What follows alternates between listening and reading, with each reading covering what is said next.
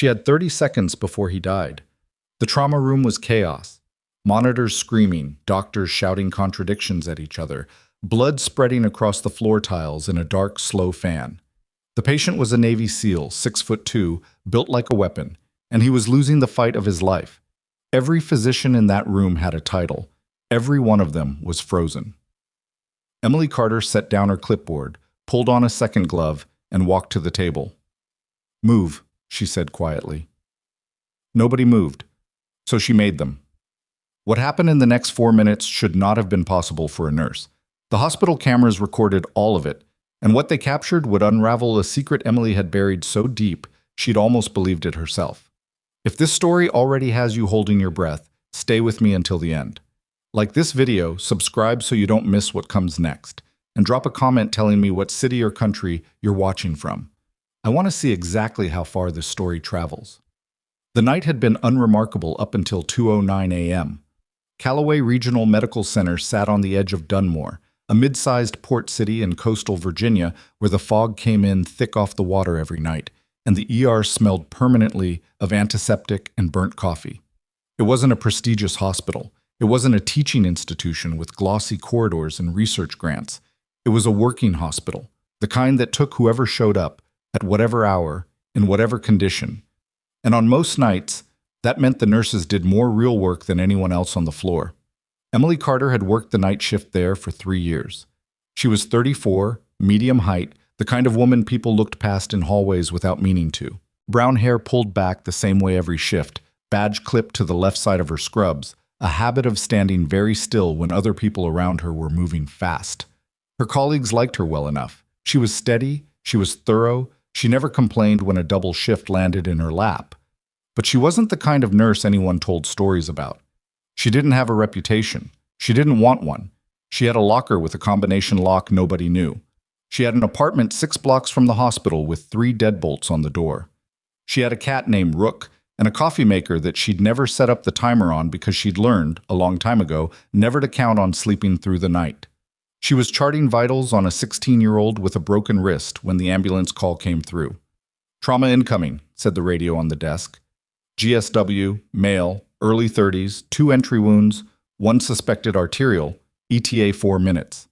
The charge nurse, a thick-armed man named Gerald Fossey, who'd worked nights at Callaway for 11 years, picked up the handset.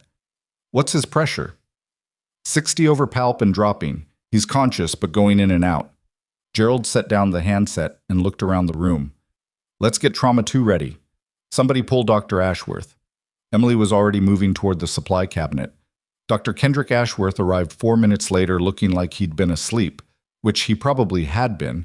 He was an attending physician with the particular confidence of a man who had never been seriously wrong about anything, and who wore that certainty like a coat he never took off. He was tall, silver-haired, and he walked through rooms the way people walk through rooms they own. He pulled on gloves at the door of Trauma 2 and looked at the incoming stretcher without flinching. "What are we working with?" 2 GSW, said the paramedic, a young woman with mud on her boots. "Entry wounds, left shoulder, right lateral abdomen. Abdomen's the problem. Bleeding's been controlled with packing, but it's not holding. BP is 58 over palp. He's been in and out since we picked him up." "Name?" "No ID. Military. There's a dog tag, but it's classified. The MP escort said not to photograph it." There were 2 military police officers who'd come in behind the stretcher. They stood at the door of Trauma 2 and did not move from it. One of them was already on a phone. Emily looked at the patient as they transferred him to the table. He was big, the kind of physical mass that came from years of deliberate training, not a gym. His face was pale under a week's worth of stubble, jaw set even while unconscious, and there was a quality to him even in this state, something compressed, like a spring under tension, that she recognized in a way she didn't have words for anymore. She had set a lot of IVs in 3 years. She set his in 11 seconds. "Pressure's dropping," said the monitor tech, a quiet young man named Pascal. 44 over. "I see it," Ashworth said. He palpated the abdomen quickly, checked the packing. His face changed, just slightly. "The packing's not adequate. Whatever's bleeding in there, it's not slowing down." "We need to get him to surgery," said one of the residents, Dr. Priya Osei, 2nd year, sharp but cautious. "If there's an arterial bleed..." He won't survive transport to the OR at this pressure, Ashworth said. We stabilize here first. With what? Priya said. And she wasn't being argumentative. She was asking a real question, the kind that filled the room with weight. Ashworth looked at the wound. He looked at the monitors. He looked at the packing. He didn't answer. Emily had moved to the far side of the table without anyone noticing. She was looking at the lateral abdominal wound, the angle of entry, the depth of the packing, the color of the drainage soaking through the gauze. She was doing math in her head, the kind that didn't involve numbers. The bleed's proximal to the right colic, she said. It came out quiet, steady, like she'd said it 100 times before in different rooms with different names on the walls. Ashworth turned and looked at her. The room went a degree colder. Excuse me? He said. The entry angle. It's steep, probably 40 degrees, coming in from the right lateral at this height. She pointed without touching. If the bullet traveled that trajectory, it's proximal to the right colic artery. The standard packing pressure isn't reaching the right location. You'd need to repack at a higher position with direct manual compression held for at least 90 seconds. Nobody said anything. Ashworth's expression moved through several things quickly. Surprise, irritation, dismissal. Thank you, Emily, he said, in the tone a person uses when they mean the opposite. Why don't you check on the patient in Bay 4? His pressure is at 42, Pascal said from the monitor. Emily did not move to Bay 4. She looked at Ashworth. She held his gaze for exactly 1 second. Not challenging, not emotional, just clear. Then she looked at the patient. I'm not guessing, she said. You're a nurse, Ashworth said flatly. This is a trauma physician's call. Please step back. Priya Ose looked between them. She looked at the monitor. She looked at the wound.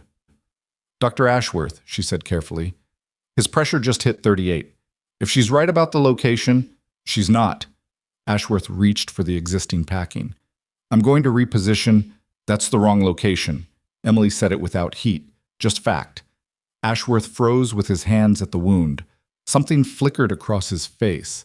Not doubt, exactly, but the thing that precedes doubt in people who aren't used to feeling it. The monitor alarmed. 32, Pascal said, and his voice had gone very flat. He's going into shock. It was Gerald Fossey, of all people, who broke the standoff. Gerald, who had been in this ER for 11 years, who had seen dozens of physicians and hundreds of patients, who had a nose for the kind of quiet competence that didn't announce itself. Gerald stepped back from the counter and said, without dramatics, "Let her try." Ashworth turned to look at him. His pressure is 32, Gerald said again. With respect, Dr. Ashworth, if the next 60 seconds don't go differently, we're going to lose him regardless. The room was very quiet under the alarms. Ashworth stepped back. He didn't do it gracefully. He did it the way men like him do things they don't want to do, with their jaw tight and their eyes saying something their mouth wasn't going to say. But he stepped back. Emily was already at the wound.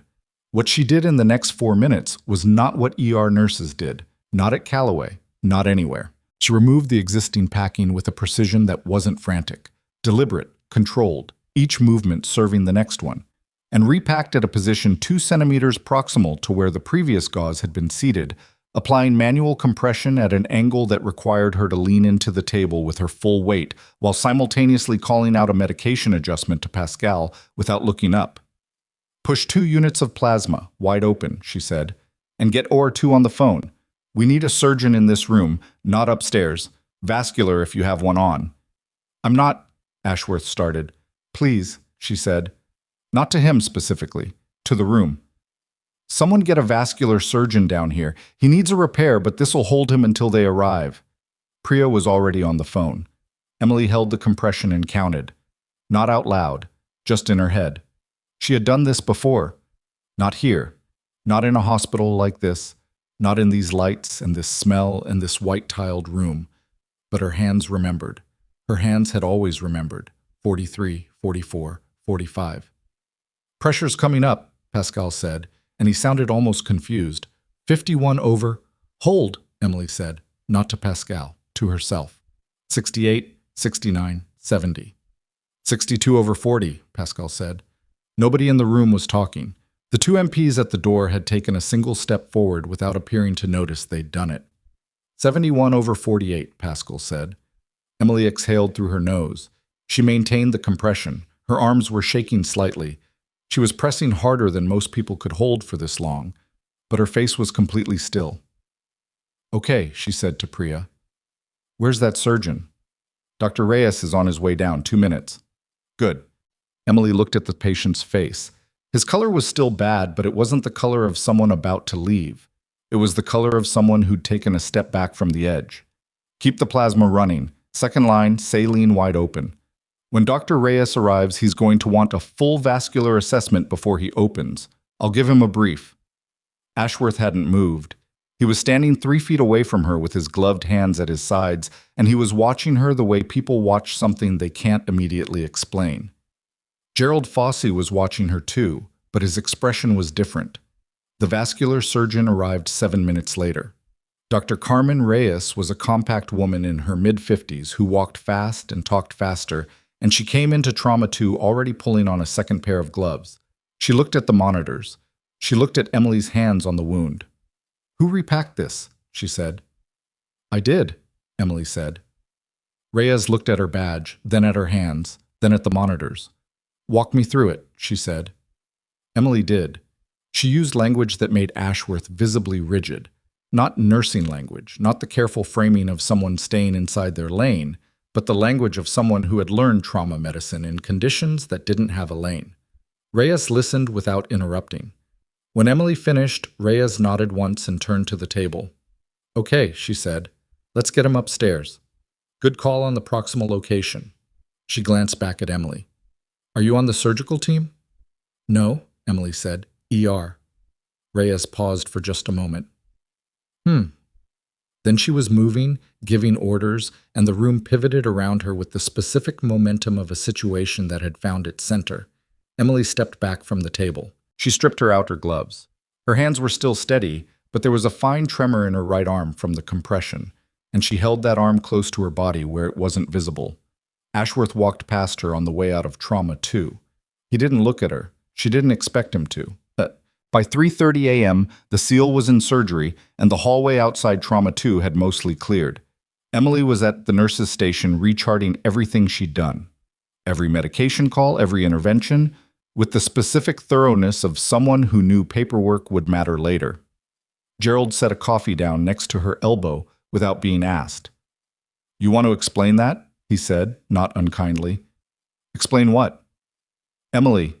She looked at her chart. "I've read a lot," she said. Gerald made a sound that wasn't quite a laugh. "Sure," he said. "Okay."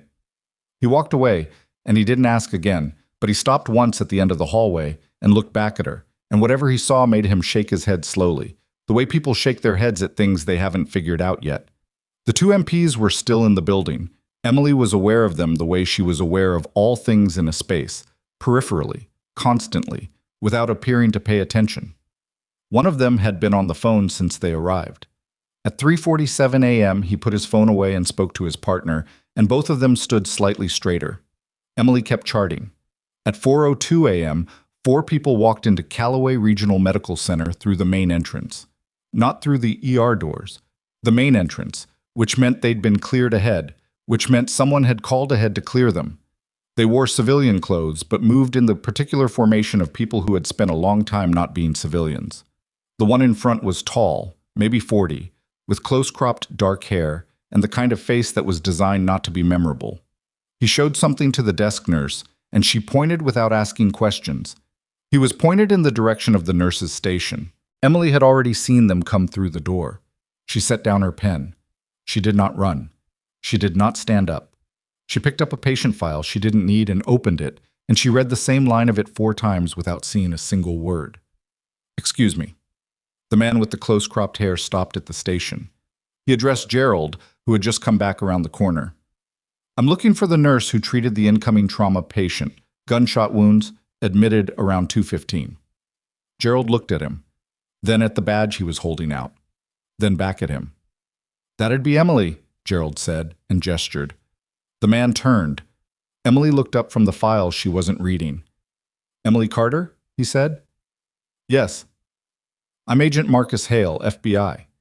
He held the badge where she could see it. "I need to speak with you." "About the patient?" Among other things, he watched her with an expression that was professionally neutral, the kind that took practice. Is there somewhere private? She stood. She set the file down.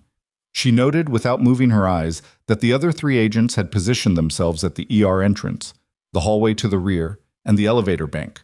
Coverage formation, subtle but complete.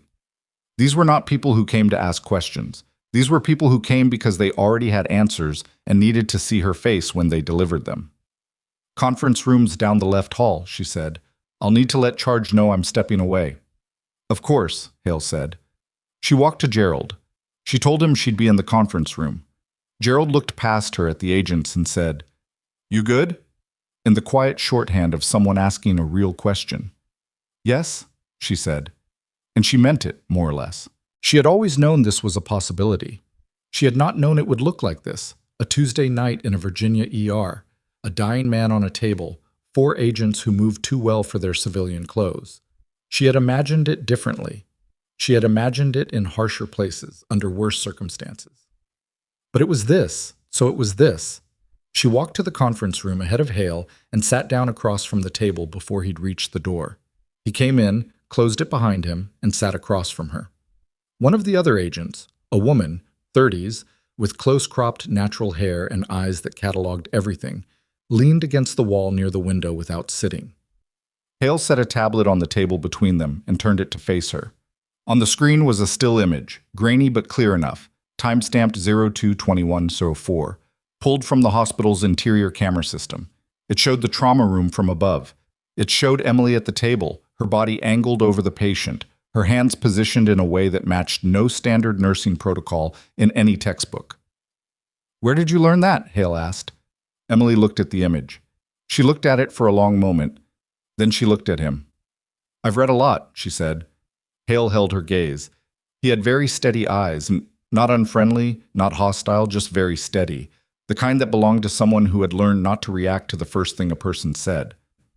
Emily, he said, we ran your prints from the ER login system 40 minutes ago. He paused. Let that land. Emily Carter doesn't exist before 2019. The conference room was very quiet. Outside the door, Callaway Regional Medical Center went about the business of 4 a.m. The distant roll of a gurney, the low voice of someone paging a physician, the soft percussion of a hospital that never fully slept. Inside, Emily was still. Not the stillness of someone caught. The stillness of someone who had been waiting, in some corner of themselves they rarely visited, for exactly this conversation, and who was now calculating, with the speed and precision of someone who had been trained to calculate under pressure, exactly what the next step looked like. Those are serious claims, she said. Yes, Hale agreed. They are. He reached into the folder beside the tablet and set a single photograph on the table. It was older, 8, maybe 9 years old, the printing worn at the edges. It showed a woman in military field gear, her face partially obscured by the angle, standing in front of a transport aircraft in a desert location that gave nothing away. The woman in the photograph had the same jaw as the woman sitting across from him, the same stillness in her posture, the same way of occupying space like she'd memorized the room before she entered it. The patient you saved tonight, Hale said, his voice dropping a register, is connected to an active federal investigation, one that has a file in it. He tapped the photograph. With your name in it, a different name. Emily looked at the photograph. She had not seen that photograph in years. She hadn't known it existed. Chief Petty Officer Daniel Miller, Hale continued. He's been undercover for 14 months inside an operation that has stolen classified military data from 3 separate defense contractors. He was ambushed tonight because someone inside his team was compromised. He watched her.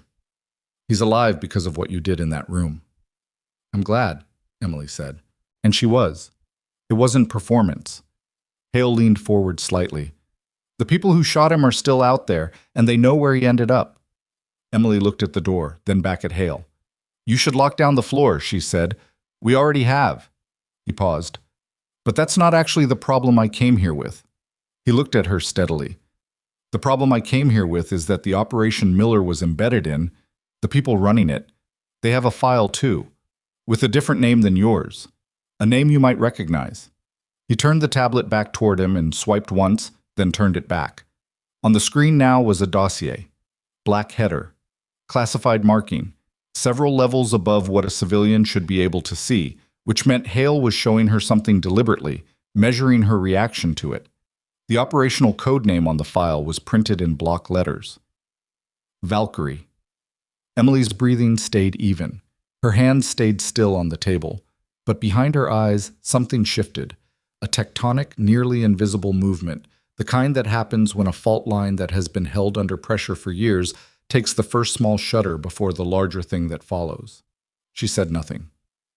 "We thought Valkyrie was dead," Hale said, very quietly. "Killed in action during Operation Ashfall, overseas 3 years before you showed up in Dunmore." He looked at her. "Except the person who identified the remains at the time of recovery was later found to have accepted payment from outside sources. The remains were never conclusively verified." The room held. Emily looked at the code name on the tablet screen for a long moment. Then she looked at Hale. "You should know," she said very carefully, "that what I did in that trauma room was the response of a trained medical professional to an emergency. That's what I'm prepared to discuss." "Emily," Hale's voice was not unkind, "the people who ambushed Miller tonight, they're using the same network that burned Valkyrie's team in Ashfall, the same logistics routes, the same communication encryption, the same handler." He held her gaze. "They didn't know what they were shooting at when they hit Miller, but they're going to figure it out, and when they do, they're going to figure out where he was brought." He paused. "And they're going to want to know who saved him." The hallway outside the conference room was quiet. Emily sat with her hands flat on the table, and she looked at Marcus Hale, and she thought about a lot of things very quickly. The way she always thought in the moments that mattered, not in sequence but in parallel, multiple tracks running at once, sorting and discarding and landing on the thing that was actually true.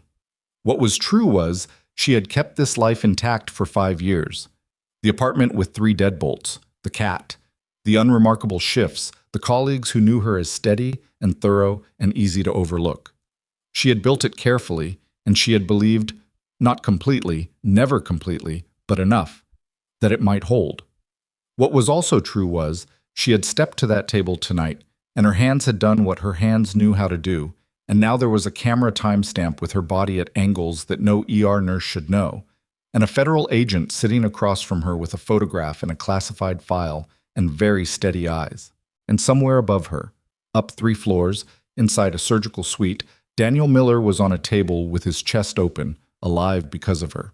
She thought about the moment she'd looked at him on the stretcher, the compressed quality of him, even unconscious. The spring under tension recognition. She'd known what he was the second she'd seen him. She'd gone to the table anyway. Maybe that had always been the answer. Maybe the 5 years of careful, quiet building had simply been her way of carrying something she hadn't been able to put down. And the weight of it had just become so familiar she'd mistaken it for peace. "The people responsible," she said slowly. "The network behind Ashfall." She looked at Hale. "Are they operational right now? Inside the country?"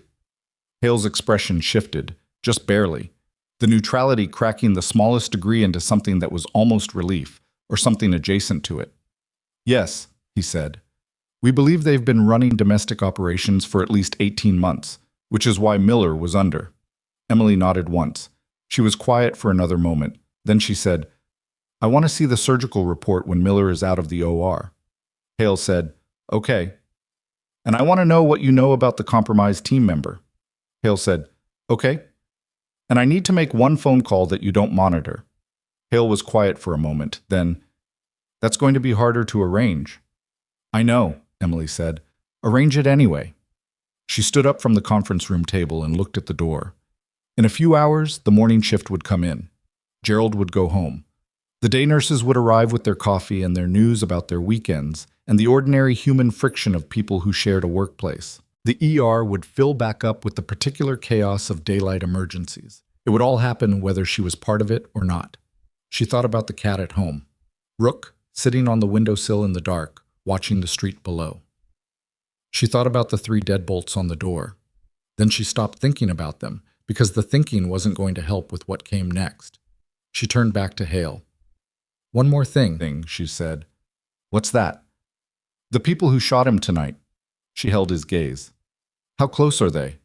Hale's jaw tightened just once before the neutrality came back. Close enough, he said, that we're not leaving this building tonight. Emily nodded. She had expected that. She moved toward the door, and in the doorway she paused, not hesitating, just marking the threshold, the way she'd learned a long time ago to mark the moment before things changed. Then she stepped through, and the hallway opened up around her, fluorescent lit, low humming, smelling of antiseptic and burnt coffee. And somewhere deep inside Callaway Regional Medical Center, the monitors in the surgical suite beeped steadily on, counting out the seconds of a life she had refused to let go. The night had started unremarkable. It was not unremarkable anymore. The hallway felt different than it had an hour ago. It was the same corridor, same overhead lights with the one tube that flickered every 40 seconds near the supply closet, same scuff marks on the linoleum from a decade of gurney wheels, same smell of the place that never fully left you even after a 12-hour shift. But the two agents positioned at either end of it made it feel narrower, and Emily noticed, without appearing to notice, that the one near the elevator had shifted his stance since she'd come out of the conference room. He was no longer watching the elevator, he was watching the stairwell door. Someone had told him something in the last few minutes.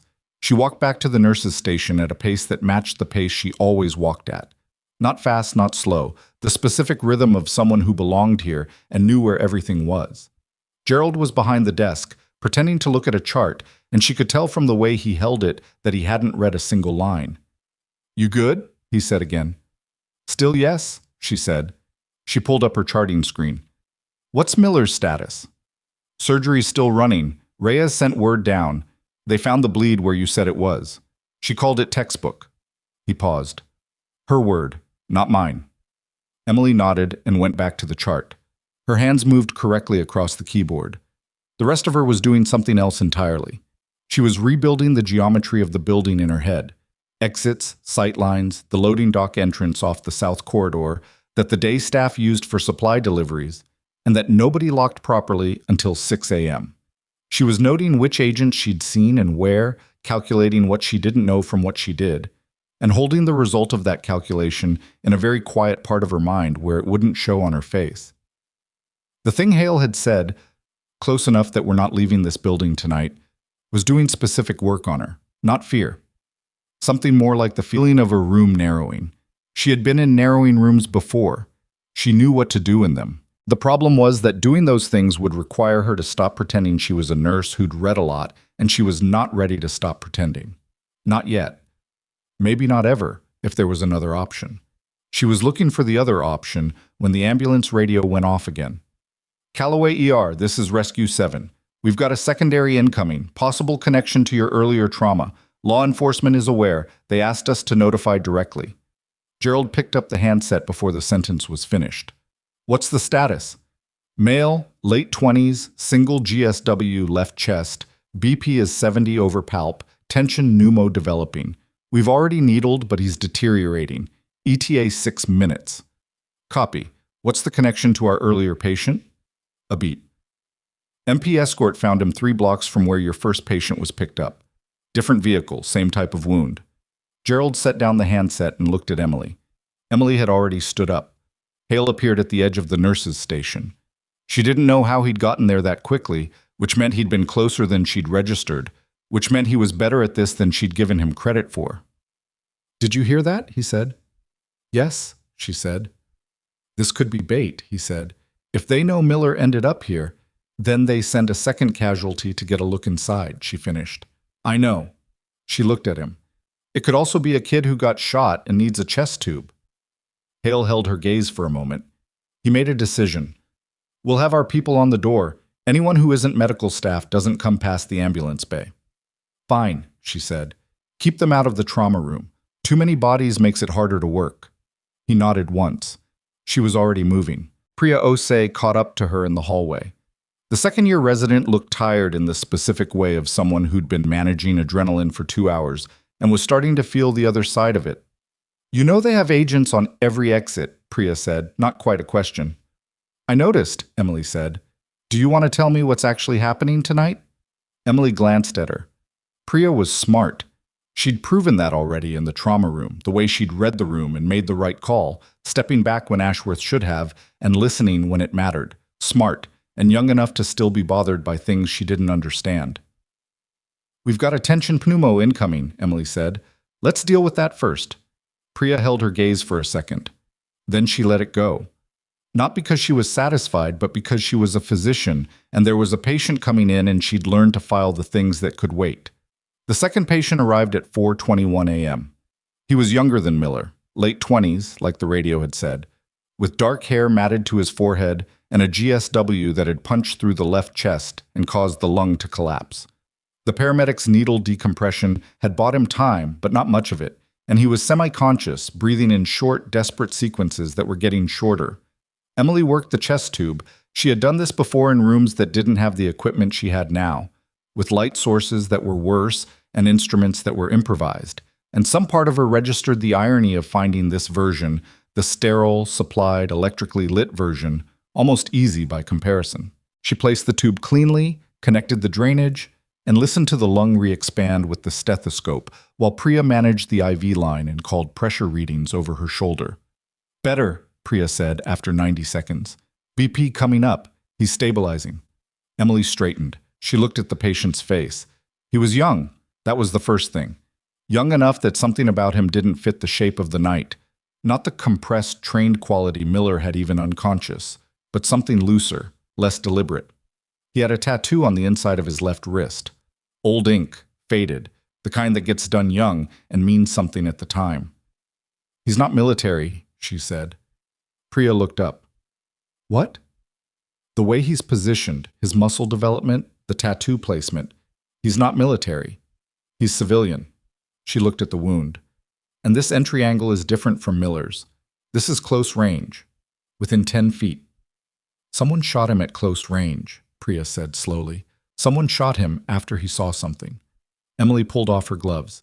"Get the agents in here when he's stable enough to be questioned. He might be a witness." She was at the trauma room door when Priya said, "Emily." She turned. Priya was looking at her with the expression of someone putting something together they weren't sure they wanted to finish assembling. "How do you know all of that from looking at him for 30 seconds? Emily considered several answers. "I've worked a lot of trauma shifts," she said, and walked out. Hale was in the hallway. He'd been briefed by his agent at the door. She could tell from the angle of his shoulders. "He's a witness," she said before Hale could speak. "Civilian, close-range GSW, probably saw something in the vicinity of Miller's ambush. He needs to be questioned when he's conscious, not before." Hale stared at her. "You got all of that from a 4-minute treatment." 3.5. She moved past him. "Your people should know the South Corridor loading dock has a lock that fails after midnight. If someone wanted a secondary entry point into this building, that's where I'd look." She heard him get on his radio before she'd reached the end of the hall. Back at the nurse's station, she sat down. Gerald had put a fresh coffee next to her keyboard, and she drank it without tasting it, which was how she drank most things these days.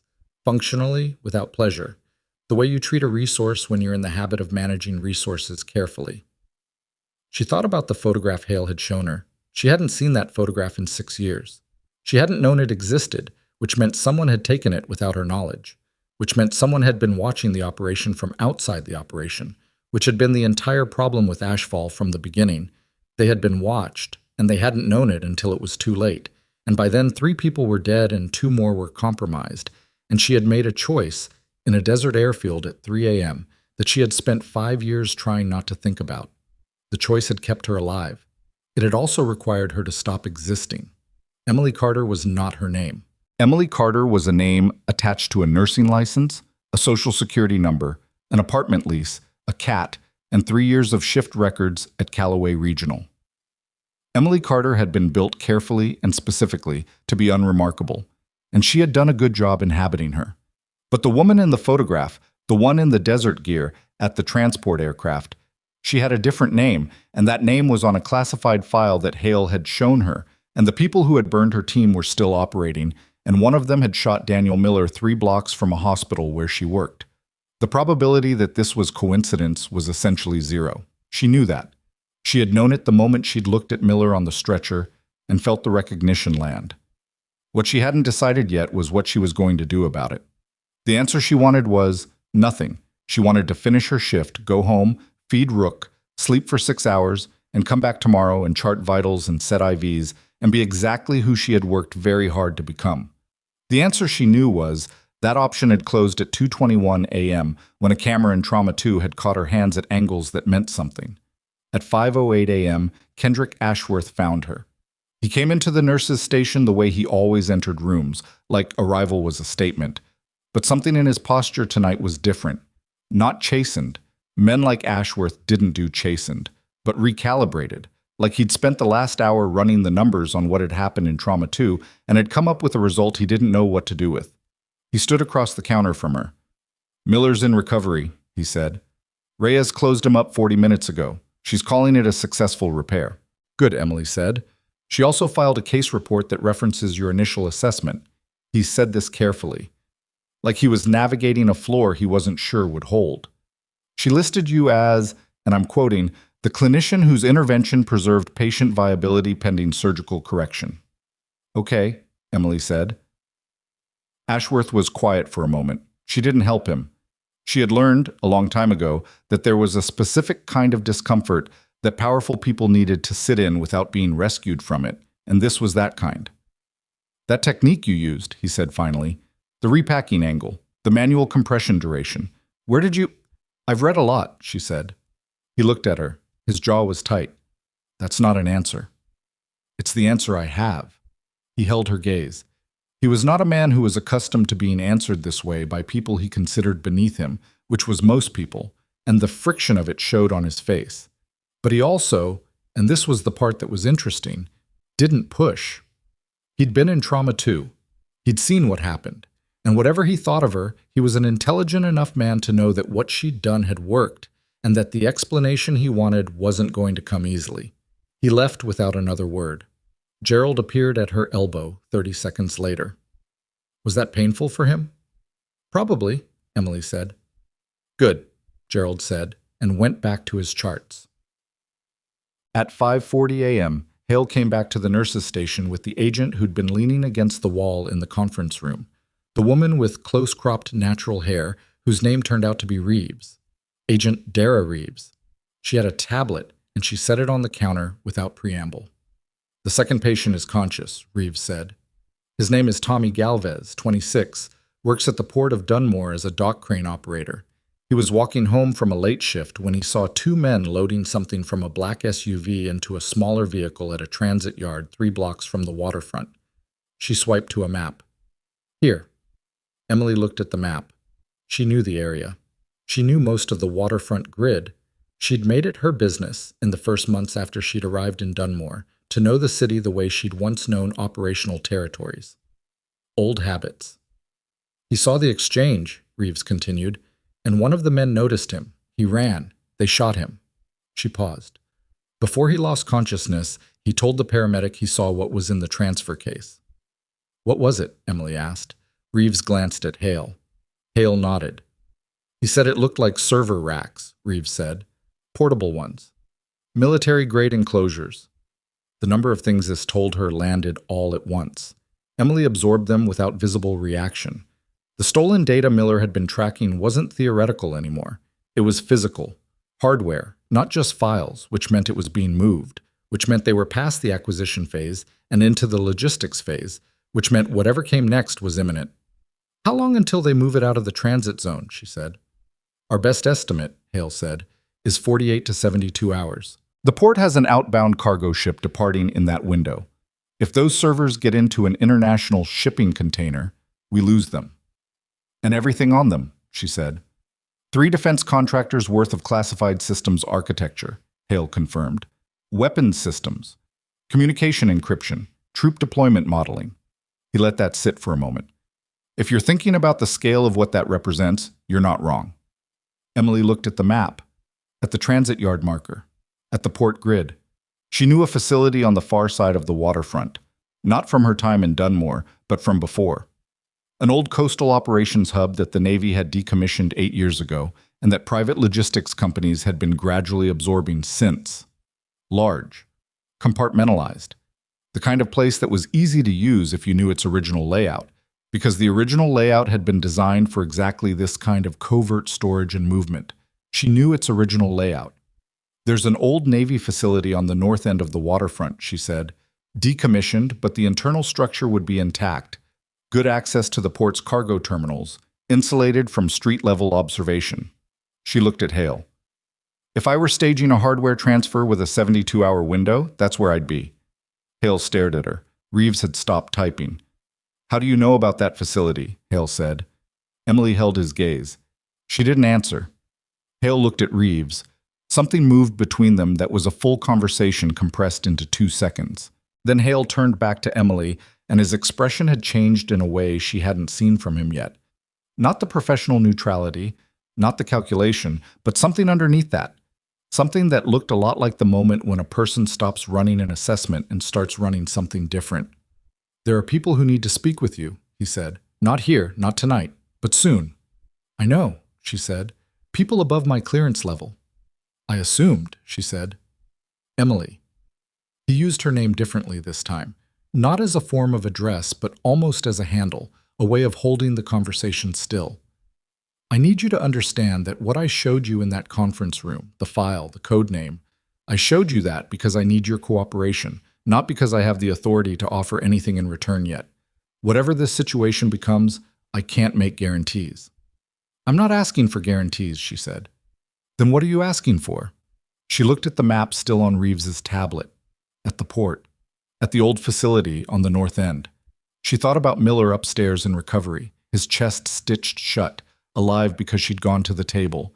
She thought about the name on the classified file, the name she hadn't used in 5 years. She thought about a desert airfield at 3 a.m., and the 3 people who hadn't come home from it, and the handler who had burned them, and the fact that the handler's network was apparently still operational, still domestic, still moving stolen intelligence toward international cargo containers from a port city in coastal Virginia. I'm not asking for anything yet, she said. She looked at Hale. But I want to see the full Ashfall file, she said. Everything. Not the redacted version you were briefed on. The original. Hale went very still. That file, he said slowly, is above my access level. I know, she said. Get it anyway. The silence between them was the kind that meant something was shifting, not just in the conversation, but in the shape of what the next several days were going to look like. Emily could feel it the way she used to feel operational parameters changing, the specific weight of a situation that had committed to a direction. She was not going home to feed Rook this morning. She had known that since the conference room, probably. She was just finishing the process of knowing it. At 6:02 a.m., the day shift began arriving. She heard them coming down the hallway before she saw them. The voices, the coat zippers, the specific energy of people starting something rather than finishing it. They came in and they looked at the agents posted at the exits, and they looked at Gerald, who told them in the short version that it had been a complicated night, and there were federal people here for reasons that were being sorted out, and everyone should proceed normally. Nobody proceeded normally. But they tried, which was something. Emily was still at the nurse's station when the door to the south corridor opened. Not the door the day shift had come through. The other one, the one at the far end of the hall, past the last agent's position, toward the loading dock. The agent at the south position turned toward it. The door opened slowly. A man came through it, heavy-set, 50s, wearing a maintenance uniform from a contractor company Emily didn't recognize. He was carrying a toolbox. He looked at the agent and nodded in the bland, unhurried way of someone who came through service entrances routinely. Emily watched him from the nurse's station. Something was wrong. It wasn't one thing she could point to. It was the accumulation of small things that didn't quite fit. The way he held the toolbox, not by the handle, but with one hand under the base, which was wrong for a full toolbox and right for a toolbox whose contents you needed to access quickly. The way his eyes moved, not nervously, but systematically. The way he had come through the south corridor door, which should have been covered by the lockdown. The south corridor door that she had told Hale needed attention, that Hale had radioed about, that should have been secured. Hale, she said, quietly, without moving. He turned.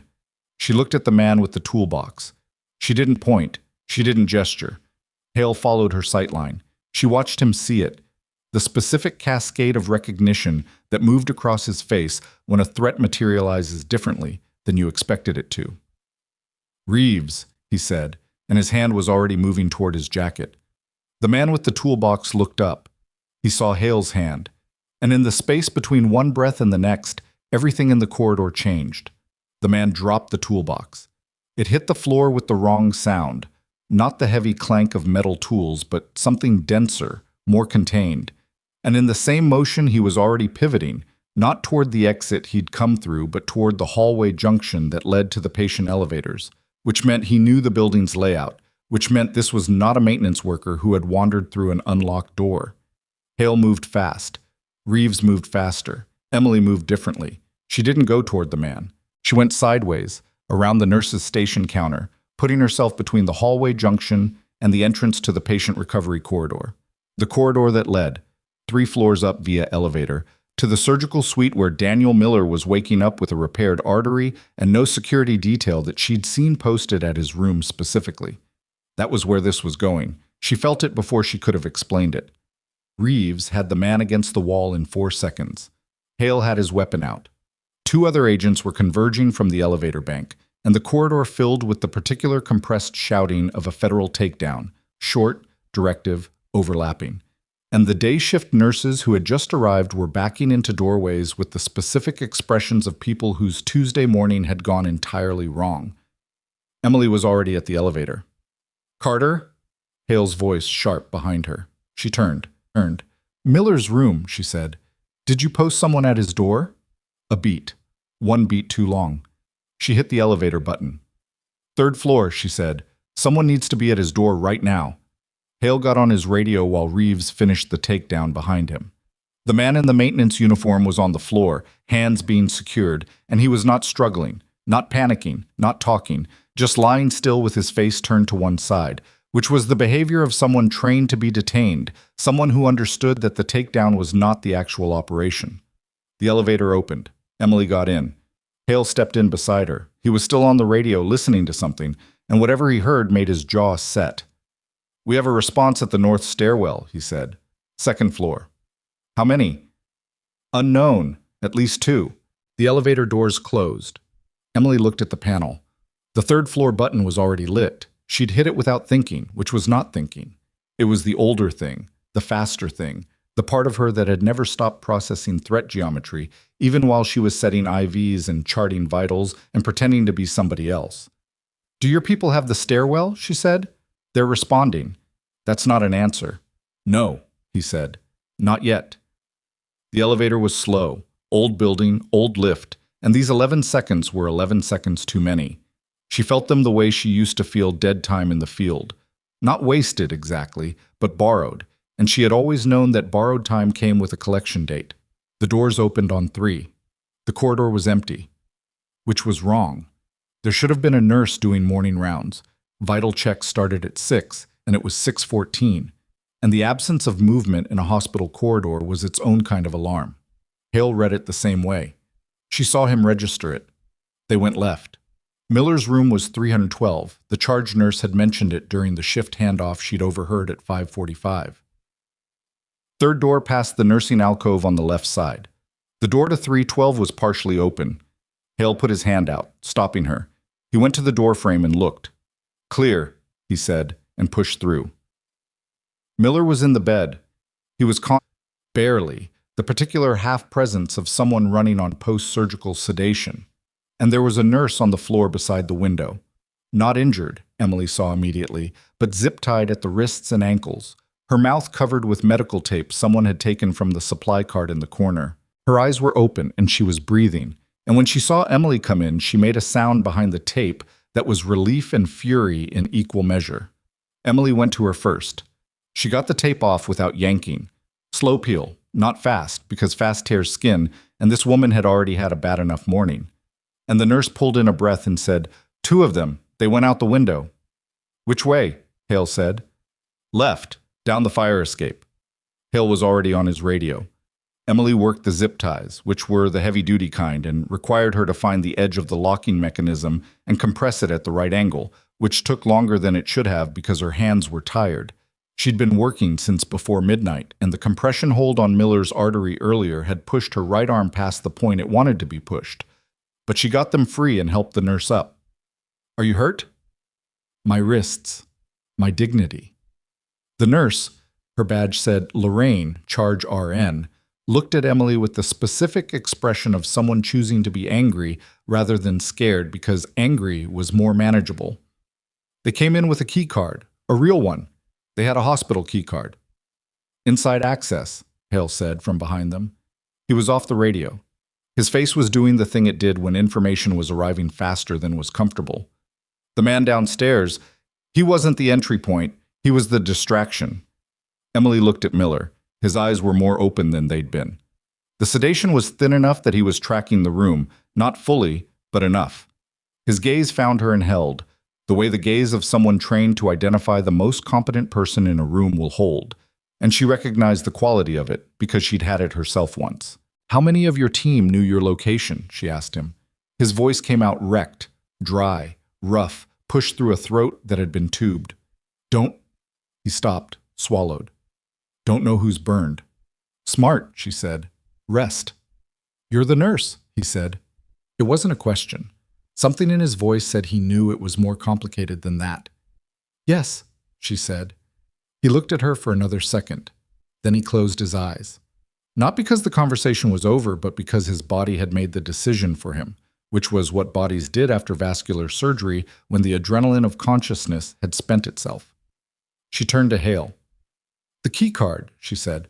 "Hospital administration uses a master system. Someone on staff is involved." "We're already looking at it," Reeves said. She'd appeared in the doorway, slightly out of breath, which meant she'd taken the stairs. "The man downstairs isn't talking. No ID, no prints matching anything in the system. But we pulled the keycard access log. The card that was used on this floor was issued to a maintenance contractor who clocked out 2 hours ago." "Same company as the toolbox?" Emily asked. Reeves held her gaze. "Same company." Which meant the contractor pool had been penetrated, and the penetration was deep enough to acquire physical credentials, which was not an overnight operation. Someone had been inside Callaway's security infrastructure for weeks, maybe longer, positioning for exactly the kind of situation that would require internal access. The kind of situation that would arise if a known operative was brought to this hospital in the middle of the night and someone needed to confirm his presence and attempt to silence him. They had known Miller might end up here, or they had been positioned to act at any hospital in the Dunmore area. "How many hospitals are in the city?" Emily said. Reeves understood the question immediately. 5 ER-capable facilities. "Check all 5 contractor access logs going back 60 days, Emily said. "Same company. If they penetrated Callaway, they covered the whole grid." Hale looked at her. She had been saying things like this. Operational things, structural analysis things. The things people said when they'd spent time thinking in terms of grids and contingencies.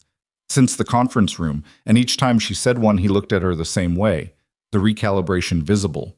The distance between what he thought he was dealing with and what he was actually dealing with closing in increments. "Reeves," he said. "On it," she said, and was gone. Emily looked at the window the 2 intruders had exited through. The fire escape was old iron, standard for buildings this age, and it ran down the south face of the building. The fog was still heavy outside.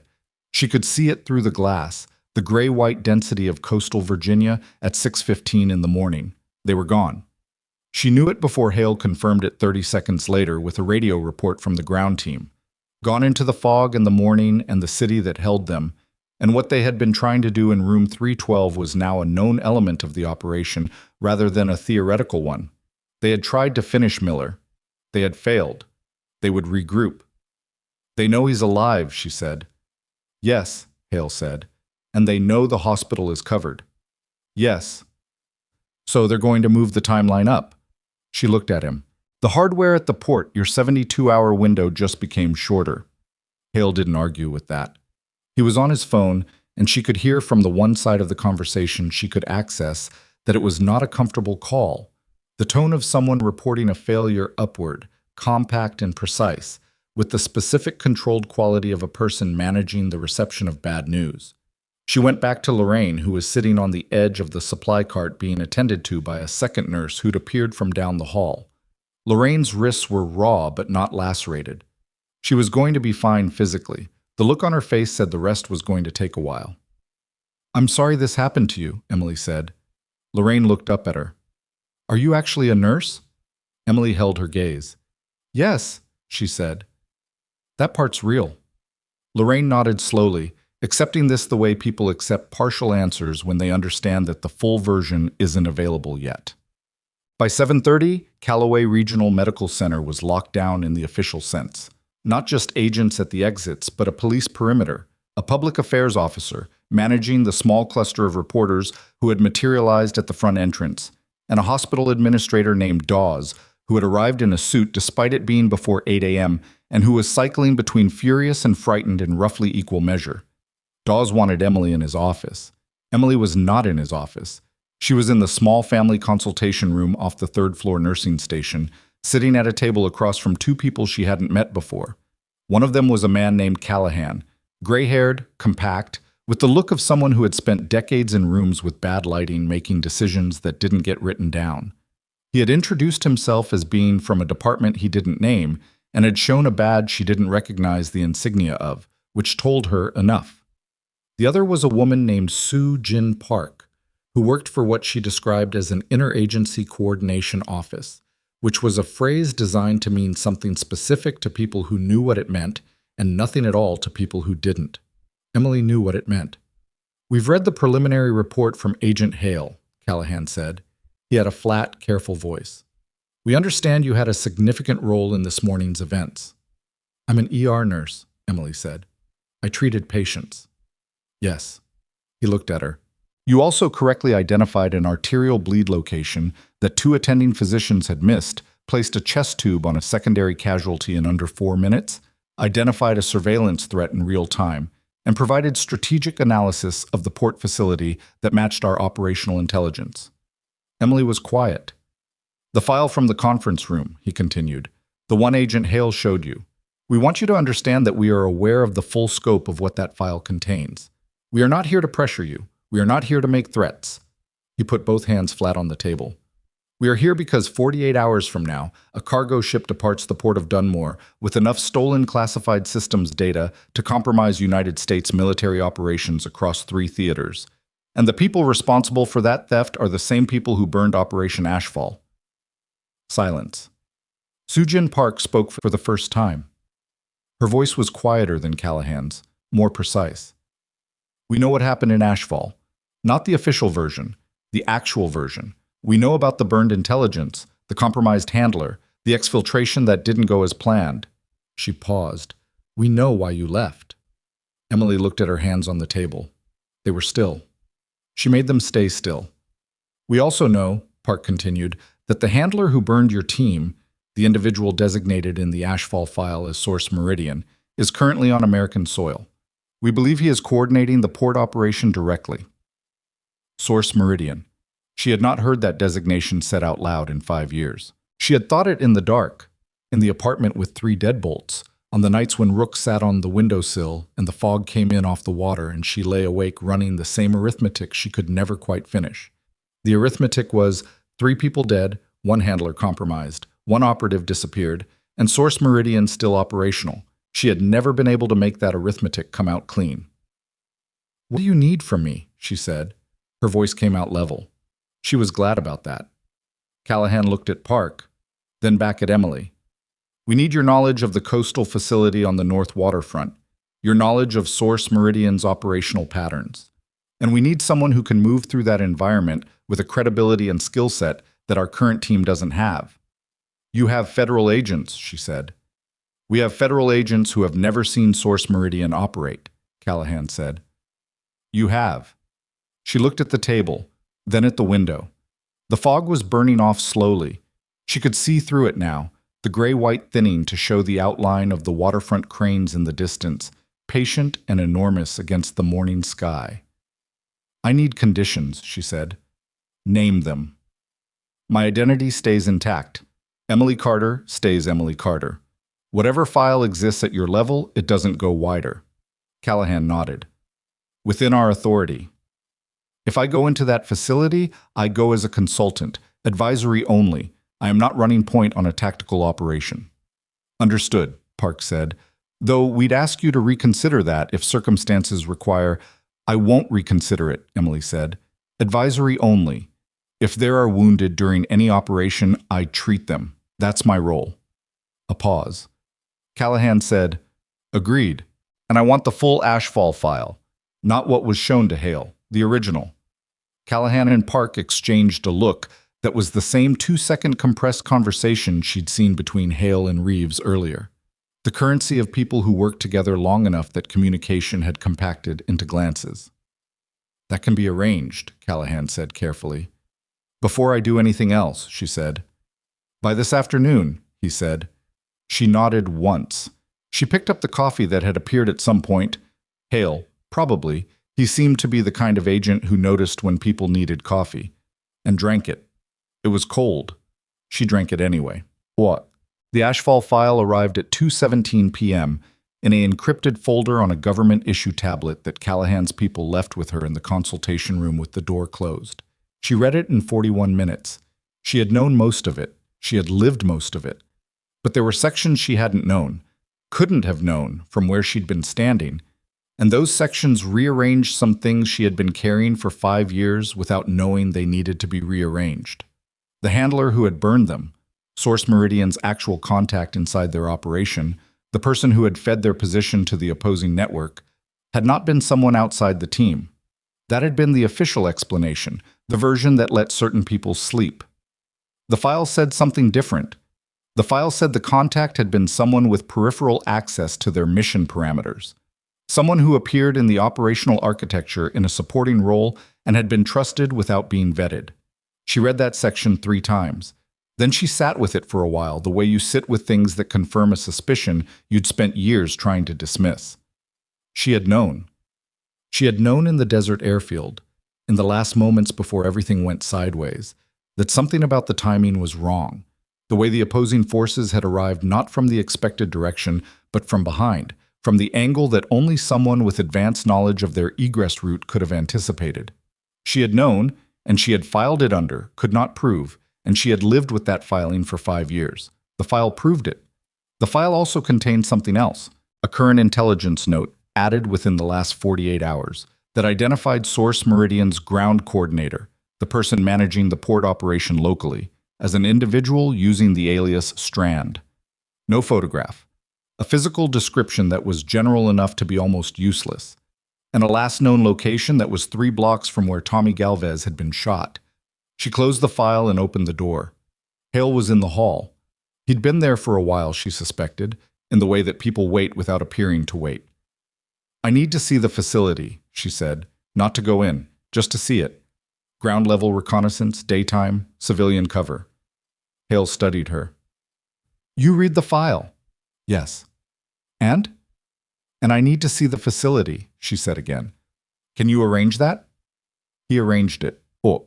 They drove to the waterfront at 3:15, Emily in the passenger seat of an unmarked car with Hale driving and Reeves in the back. And she looked out the window at the city she had lived in for 3 years with the double exposure feeling of seeing a place as itself and as something else simultaneously. Dunmore was not a beautiful city. It was functional, the kind of place that had grown around industry rather than around intention, the waterfront backed by logistics yards and container terminals, and the flat-roofed commercial buildings that accumulated wherever port infrastructure went. She had chosen it for specific reasons: coastal geography, population density low enough to be anonymous, high enough to be invisible, and the particular quality of port cities where people moved in and out and no one stayed long enough to ask too many questions. She had been here 3 years and the city had absorbed her. She had let it. The facility was visible from the road that ran along the north waterfront, a long, low complex of connected buildings in the pre-decommissioned naval style, concrete and steel, with the kind of utilitarian architecture that suggested function without revealing it. It was partially fenced. The private logistics company that had leased part of the space had put their signage at the southern entrance. The northern section looked dark. The northern section, she said. Yes, Hale said. That's what we think. She looked at it as they drove past slowly, not stopping, not slowing enough to read as surveillance, just a car on a waterfront road at 3 in the afternoon. 3 access points visible from the road. A roof structure that would accommodate observation positions on the eastern corner. The crane infrastructure of the port terminal visible over the northern wall, which meant direct physical access to the cargo loading area from inside the facility's northern yard. The timeline she'd calculated was right. If they moved in the next 12 hours, They could load directly from the north yard to an outbound container without the transfer moving through any monitored point. "They're going to move tonight," she said. "How confident?" "Tonight," she said. "After what happened at the hospital this morning, they know their window is exposed. They'll move the hardware before the ship's scheduled departure, not after." She kept her eyes on the road ahead. "They'll move after full dark. 3 to 4 hours of operational darkness before the tide schedule affects the terminal access." Hale and Reeves were quiet. "You need a team in position by 8 p.m., she said. "And you need to know the internal layout of that facility before they go in, because if your people walk into the northern section without knowing the original architecture, they will walk into 3 dead-end corridors before they find the loading bay, and dead-end corridors are where people get hurt." "And you know the original architecture," Hale said. "Yes," she said. He drove. The waterfront slid past. The fog was coming back in off the water. She could see it at the edge of the harbor, the soft gray wall of it moving toward shore the way it did every evening. "The medical kit," she said. "Whatever your team carries for field trauma, I need to see it before tonight. If anyone goes down in there, I need to know what I'm working with." "You said advisory only," Hale said. "Advisory only," she confirmed, "but advisors need to prepare for contingencies." He didn't push back on that. She appreciated it. They drove back to the hospital in silence, and Emily watched the city go past and thought about Source Meridian's ground coordinator, about the alias Strand, about a physical description that was general enough to be almost useless, about a last known location 3 blocks from the waterfront. She thought about the specific way the intruders had moved through Callaway this morning, the key card, the facility knowledge, the split operation, distraction below, primary objective above, that had required not just prior intelligence but prior rehearsal. Someone who knew the hospital, not its layout from a blueprint, but its rhythms, its shift patterns, its gaps. She had been in this building for 3 years. She knew which gaps existed and when. The person who had orchestrated this morning's operation had also known. The thought arrived quietly, without urgency, and sat in her mind with the particular weight of things that couldn't be immediately resolved. She filed it, but she filed it where she could reach it quickly. At 6:48 p.m., in the staging area the FBI had established in a disused warehouse 4 blocks from the north waterfront facility, Emily stood at a folding table covered with building schematics and looked at the 12 agents and 3 tactical officers who were going into the facility in approximately 90 minutes. Callahan stood to her left. Hale stood to her right. She looked at the schematics. She looked at the people. "The original naval architecture divides the northern section into 3 zones," she said. "Zone A is the main entry corridor. Wide, 2 exits. This is where you'll encounter the first security position. They'll have at least 2 people here." She pointed. "Zone B is the staging area. It was originally used for equipment preparation before loading operations, which means it's large, which means it has sight lines that favor whoever controls the center of the room." She moved her finger. "Zone C is the direct loading bay. This is where the hardware will be. This is also the most dangerous position because it has 1 entry on the landward side and 1 direct exit to the port yard. And if they get the hardware through that yard door before you reach Zone C, you lose it into the container terminal and the ship." She looked at the team. Some of them were looking at her the way people look at things they haven't categorized yet. Some of them were just listening. "Zone B is where you will take casualties if you take them," she said. "The center room sight lines work both directions. Go in low, go in fast, and don't let anyone establish the middle position before your team does." Silence. One of the tactical officers, a woman named Briggs, senior on the team, who had been quiet throughout the briefing with the quality of someone assessing rather than skeptical, said, "How are you confident in the Zone B layout? The building's been in partial civilian use for 8 years. "The walls don't move," Emily said. "Civilian use changes function, not structure. The 3 zones are defined by the original load-bearing architecture. They're still there." Briggs held her gaze, then nodded. One short, clean nod. At 7:33 p.m., Emily was in the tactical vehicle at the staging point, not going in, seated in the rear of the vehicle with a field medical kit she'd inventoried 3 times, and a radio headset on one ear, when Hale climbed in beside her. "They confirm movement inside the facility," he said. Thermal imaging shows 8 to 10 bodies in the northern section. They started moving equipment approximately 40 minutes ago. I said tonight, she said. You did, he said. Outside, Dunmore was going dark. The fog had come in fully now. She could hear it more than see it. The particular muffled quality of a waterfront city wrapped in marine layer.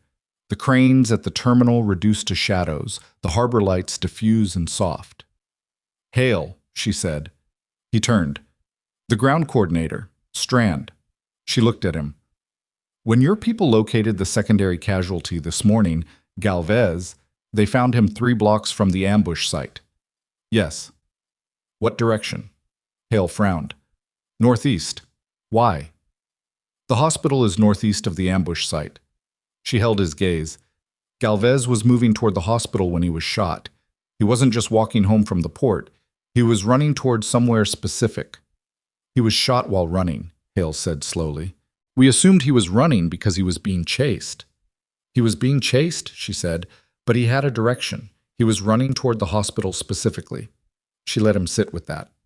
Galvez works the port. He knows the waterfront. If he saw something at the transit yard, hardware transfer, armed men, and he was running toward the nearest place he thought was safe, he'd run to the hospital, Hale said. Unless, she said, he was running to someone at the hospital. The radio crackled. Briggs's voice. Team is in position, waiting on green light. Hale looked at Emily. His jaw was tight. Someone at the hospital, he said. Strand. Strand has been running a domestic operation for 18 months, she said. They needed inside access, hospital contractor credentials, building rhythms and shift patterns. She looked at him. Someone at Callaway is Strand, or works for Strand. And Galvez knew it, or knew enough of it that he was running to either expose it or confirm it. Hale had his phone out. Callahan, he said, when it connected. We need to pull the employment records for every contractor and staff member at Callaway Regional with access to facilities management. Tonight, right now. A pause on the line. Yes, I know what time it is, Hale said. Pull them anyway. He lowered the phone and looked at Emily. In the earpiece, Briggs's voice came through again, calm and precise. Movement at the north entry. They're loading, requesting green light. Hale keyed his radio. Green light authorized. Teams go. Emily gripped the edge of the medical kit and listened to the operation begin in her ear, the short, sharp language of the entry team moving, the confirmation calls, the sound of a door coming open. And she was counting, automatically, the way she always counted, her mind running the tactical geometry of the building she'd described and mapping what she was hearing against it. Zone A, entry, 2 contacts. The radio said, Zone A clear, 2 in custody, moving to B. Zone B, center sight lines, go in low. The radio said, Zone B, contact, shots. And then Briggs's voice, tight, controlled.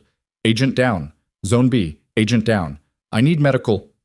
Emily was already out of the vehicle before the sentence was finished. Hale grabbed her arm. Carter. Agent down, she said. She pulled free. Not roughly. She knew how to clear a grip. Let me do my job. He let her go. She ran toward the dark facility with the medical kit over her shoulder, and the fog coming in off the water and the sound of the operation continuing in her ear. And she was moving the way she had moved in places like this before. Not recklessly, but with the specific efficiency of someone who had learned that the difference between useful and useless in these moments was the 30 seconds you saved by knowing exactly where you were going. Zone B, center of the room, agent down. She hit the north entry door at a run. Inside, the smell hit her first, concrete and salt air and the sharp bite of recent gunfire. And her eyes adjusted fast, cataloging the space as she moved through it.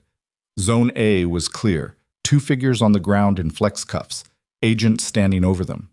Zone B doorway ahead, light from portable tactical lamps flooding through it. She went through. The room was large, exactly as the schematics had said. Tactical lamps on tripods at the corners. Agents in position along the walls. On the floor near the center, where the sight lines crossed, a male agent on his back, another agent applying pressure to a wound at his shoulder. Emily went to her knees beside him. Entry wound? She said to the agent, applying pressure. Right shoulder. Through and through, I think, but there's... Let me look. She moved the agent's hands, Assess the wound in 3 seconds.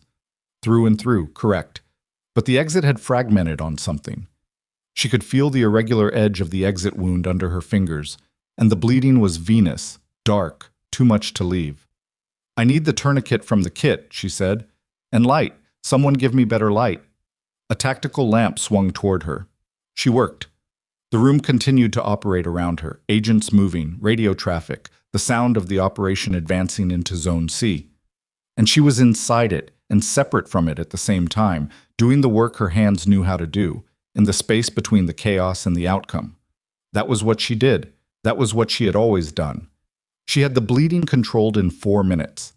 The agent was conscious, pale, angry in the specific way of people who get shot and feel personally insulted by it. You're going to be okay, she said. Don't move your arm. Is it bad? Bad, he said. You'll keep the arm, she said.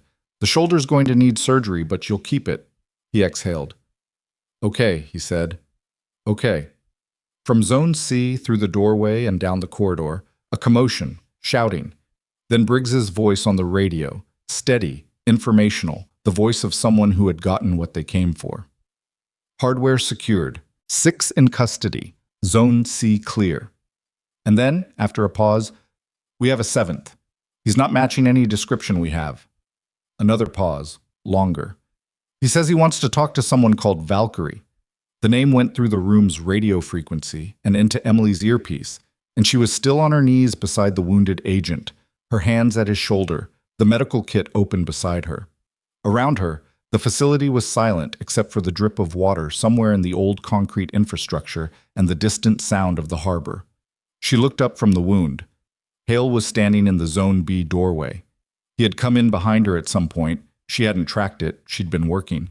And he was looking at her with the radio in his hand and the expression of someone who has just heard the thing that changes the shape of what they're standing in. He didn't need to say it.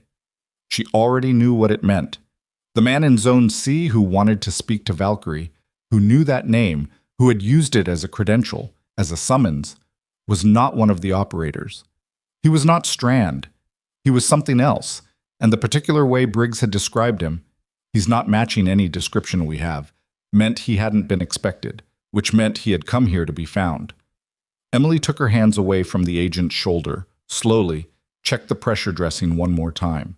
She stood up. She looked at Hale. Take me to Zone C, she said. Hale walked her through Zone B without speaking. The room looked different now that it wasn't active, tactical lamps still up, casting hard shadows across the concrete floor, the agents who'd swept it already repositioning toward the exits, or standing over the 6 people in flex cuffs who were lined against the eastern wall. Emily noted them without stopping. Young, mostly. The particular blankness of people who'd been told to follow orders and hadn't thought past that. Hired logistics, not ideologues. The kind of personnel you used for hardware transport because they were interchangeable and they didn't ask the right questions. She went through the Zone C doorway behind Hale. The loading bay was larger than the schematic had suggested, or it felt larger maybe because of the ceiling height, the original naval architecture designed to accommodate equipment that required vertical clearance. The portable server racks were stacked near the yardside door, still in their military-grade enclosures. 6 units, each one secured with hardened locks that would require specific credentials to open. Briggs had people on them, photographs, logging, the careful process of cataloging evidence that would eventually matter in a courtroom. In the center of the room, sitting on a crate with his hands zip-tied in front of him rather than behind, someone had made a judgment call about his threat level, was a man Emily had never seen before. 50s. Lean in the way of someone who had stayed lean on purpose, not through inattention. Gray at the temples, close-cropped, with a face that had spent time in difficult weather and showed it. His clothes were civilian but worn with the posture of someone who had spent most of his life not in civilian clothes. His eyes were calm, not the calm of a man who wasn't afraid, the calm of a man who had already decided what he was going to do and was waiting for the environment to catch up. He looked at Emily when she came through the door, not at Hale, at her. Valkyrie, he said, flat, informational, not dramatic. That's not my name anymore, she said. I know. He shifted slightly on the crate. I used it because it was the only word that would get you in this room before your people started processing the scene, and I lost access to you. Hale said, "Who are you?" The man looked at Hale with the brief, polite patience of someone answering a question from someone who wasn't the primary audience. "My name is Warren Selk. 18 months ago, I was the logistics coordinator for a private security contractor called Meridian Group. 6 months ago, I decided I was done." He looked back at Emily. "I've been trying to find a way to surface what I know without getting shot for 4 months. Then your name came up in the operational comms, and I thought, if she's alive, if she's here, she might be the cleanest path to someone who will actually listen." The room was quiet except for the harbor sounds through the yard door. Emily looked at him. She was running assessment the way she always ran it. Not sequentially, but in parallel, multiple reads happening simultaneously. His body language, his breathing, the specific quality of his eye contact, the zip-tied hands in front rather than behind, which meant Briggs had looked at him and made a call, and Briggs was good at calls. "You said Meridian Group," she said. "Yes. Meridian Group is the private entity running this operation. Running it, funding it, coordinating the buyers. Yes." He paused. "The person you're looking for, the one your file calls Source Meridian, his name inside the organization is Croft, Victor Croft. He doesn't run the hardware operations directly. He runs the access, the people who get inside institutions, the ones who acquire credentials." The hospital, Emily thought. The contractor infiltration, the keycard. "Where's Croft now?" Hale said. Selk looked at him. "That's the part you're not going to like."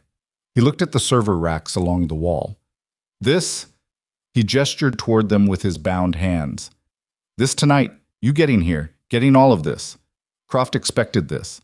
Not you specifically, not this team specifically, but a law enforcement response at this facility on this timeline. He expected it." The air in the room changed slightly. Emily was very still. "He didn't fight to protect the hardware," she said. "It arrived as understanding, not question." "No," Selk said, "because the hardware here isn't the primary payload." She heard Hale next to her take a slow breath. "What do you mean?" Hale said, in the voice of someone who already understands and needs the other person to say it anyway. "By primary payload?" Selk looked at the server racks. 3 of those 6 units are genuine. Stolen defense contractor systems data. Real intelligence, significant. Your people are right to want it back. He paused. The other 3 are empty enclosures, decoys. The actual secondary payload has been out of this facility for 6 hours. 6 hours. Before the hospital intrusion. Before Emily had suggested this location. Before any of tonight had happened. Croft had already moved it. "What's in the secondary payload?" Emily said. "Authentication credentials," Selk said. "Master-level access codes for 2 naval-based communications networks and 1 classified satellite relay system. Not hardware. Data.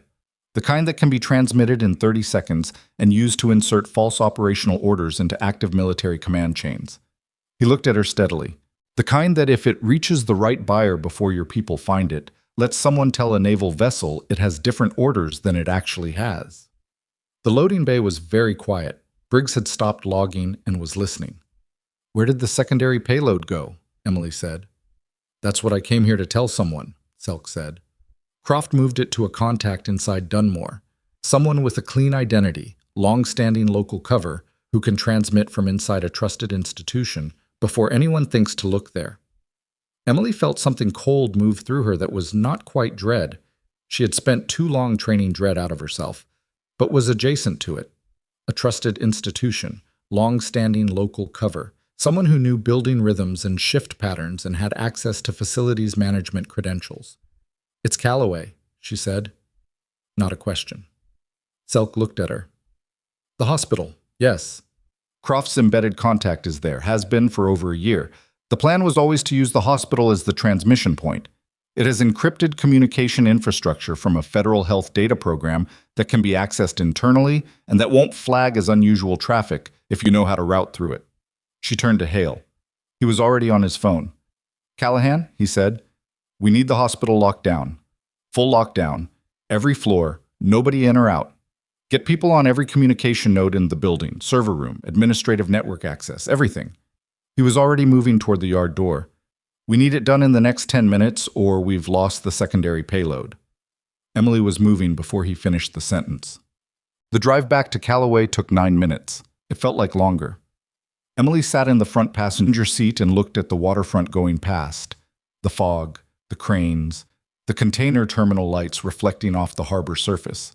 And she thought about timing.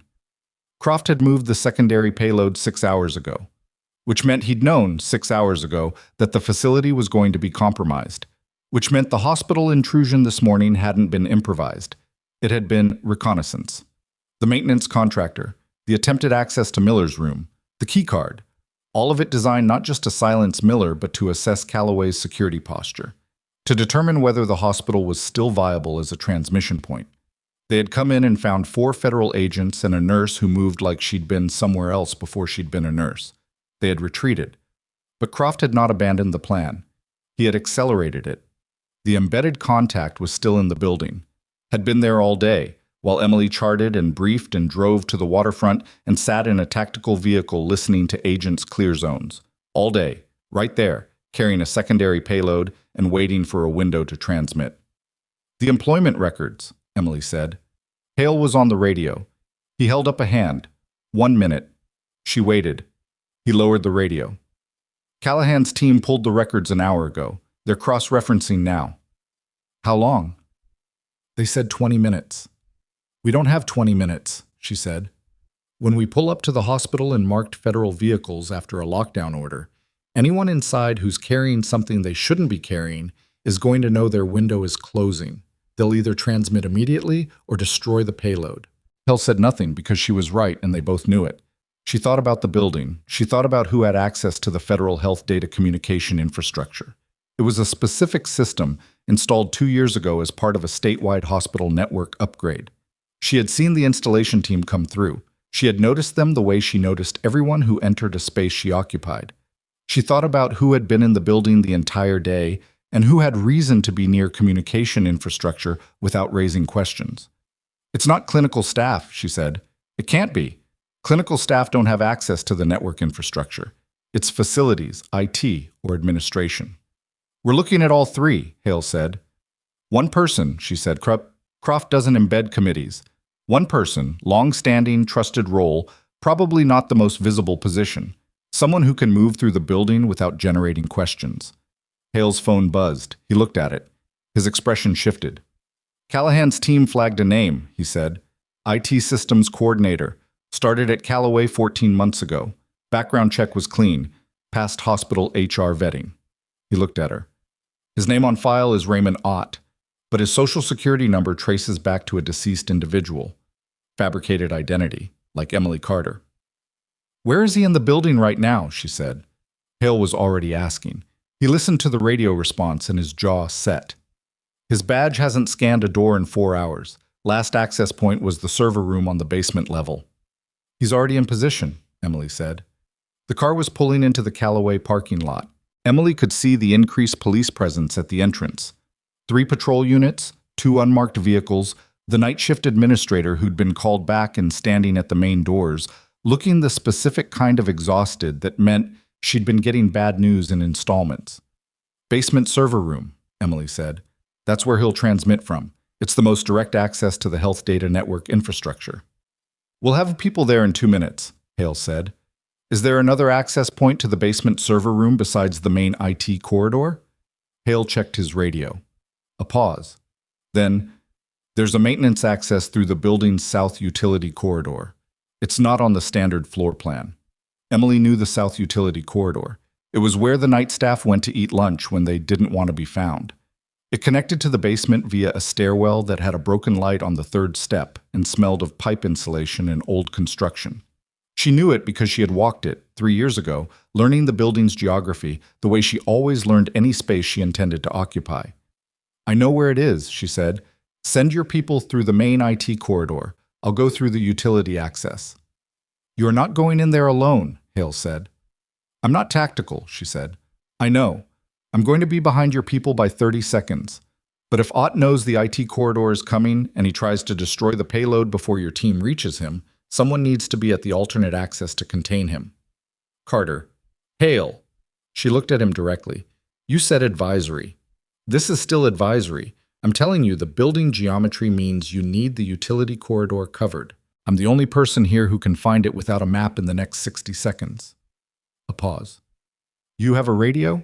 He said. Give me one, she said. He handed her his secondary unit.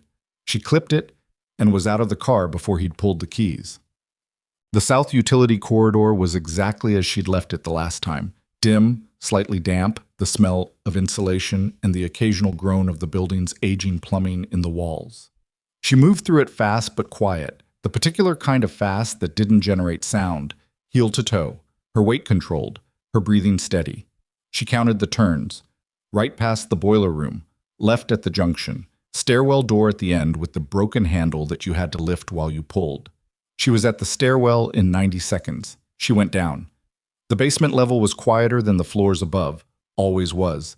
This deep in the building's infrastructure, the hospital sounds from the upper floors filtered down to almost nothing. She could hear her own movement and the distant electrical hum of the server room's cooling systems. She could also hear, from somewhere ahead, the specific sound of keystrokes, rapid, deliberate. He was already transmitting. She moved to the server room door. It was partially open, propped with a piece of equipment she didn't recognize, a compact box connected by a hardline cable to the room's network port. Not hospital equipment. Something brought in. She pushed the door. Raymond Ott was at the central terminal. 40s, slight, with the unremarkable appearance of someone whose job description rendered him invisible. The IT coordinator who everyone needed when the network went down and nobody thought about otherwise. He was typing with the focus of someone running a countdown in his head. He had not heard her. She had about 4 seconds before he did. She looked at the compact box propped in the door. She looked at the cable running from it to the network port. She looked at the room's layout. Server racks on 3 walls, 1 terminal station, 1 exit behind her, no other access. She took 3 steps, reached down, and pulled the cable. The terminal screen changed. An error message, red, the kind that appears when a transmission loses its connection mid-process. OTT spun. He saw her. For a moment, one moment, they simply looked at each other. The IT coordinator with the false name and the nurse who wasn't quite a nurse, in the basement of a hospital at 9:15 at night, in the particular arrested quality of a confrontation that neither party had quite mapped out to this exact shape. Then he moved. Not toward the door. She was between him and the door, toward the terminal, to restart the transmission. She blocked him. Not violently. She stepped into his path and put her hand on the terminal keyboard and looked at him. The IT corridor team is 30 seconds out, she said, and the transmission didn't complete. He stared at her. I pulled the cable, she said. Whatever sent, it sent incomplete. That makes it unusable. She watched him calculate that. She watched the calculation fail. It's done. Whatever you were planning to receive on the other end, they won't be able to use it. Something moved across his face that she didn't have a good word for. Not grief, not rage, but the particular expression of someone watching a long and careful construction come apart at the foundation. You don't know what you're involved in, he said. I know exactly what I'm involved in, she said. I was involved in it before you were.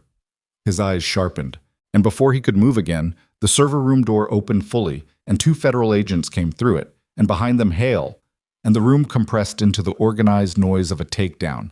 Hands, floor, the mechanical click of cuffs. Emily stepped back and let them work. She looked at the terminal. The error message was still there, red against the dark screen.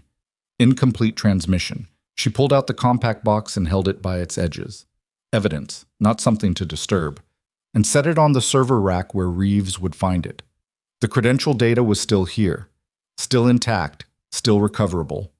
She leaned against the server rack and exhaled, once controlled, not visible as relief but functionally close to it, and listened to the sounds of Raymond Ott being walked out of the room and the agents calling it in, and the particular compressed relief of an operation that had almost failed and hadn't.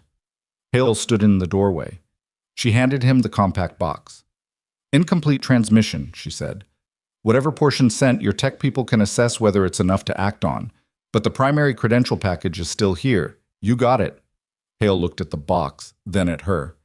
You pulled the cable. Yes. Before he heard you coming. Yes. He was quiet for a moment, the kind of quiet that was doing work.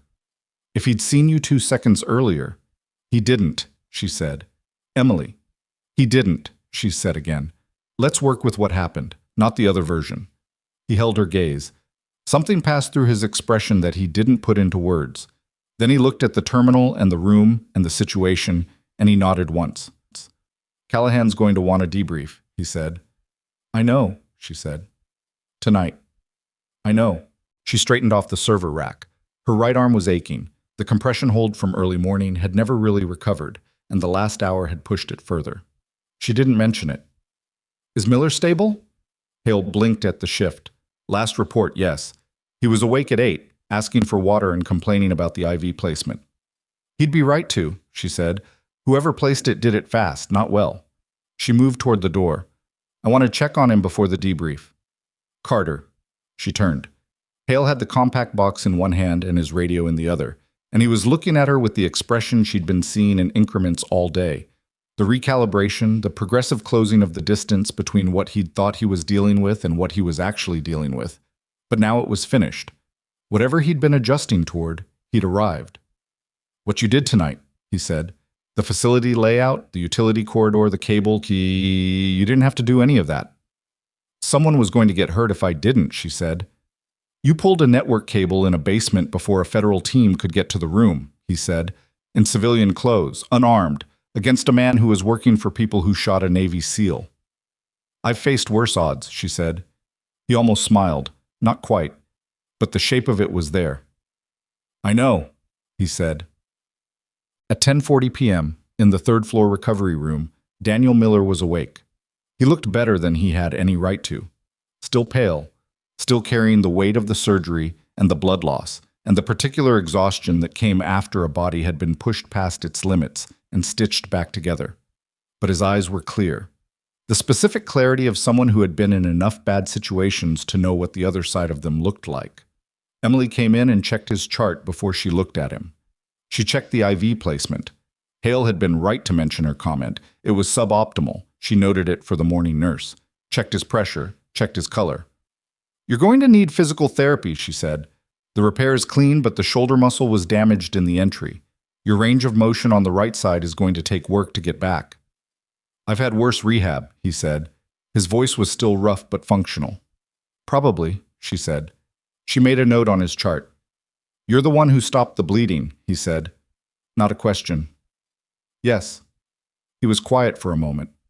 I was conscious for a piece of it, just the edges. He looked at her.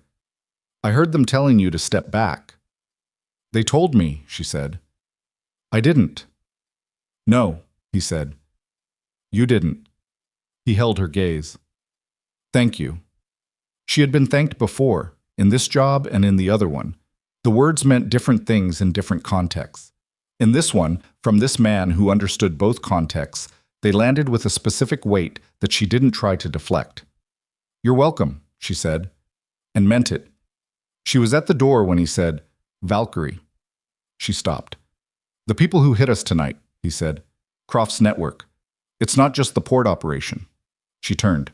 His jaw was set. The compressed tension she'd recognized on the stretcher, present again now that he was conscious enough to direct it. Before I was ambushed, I found something in the network records I was building access to. Another layer. Croft is logistics. He runs the how.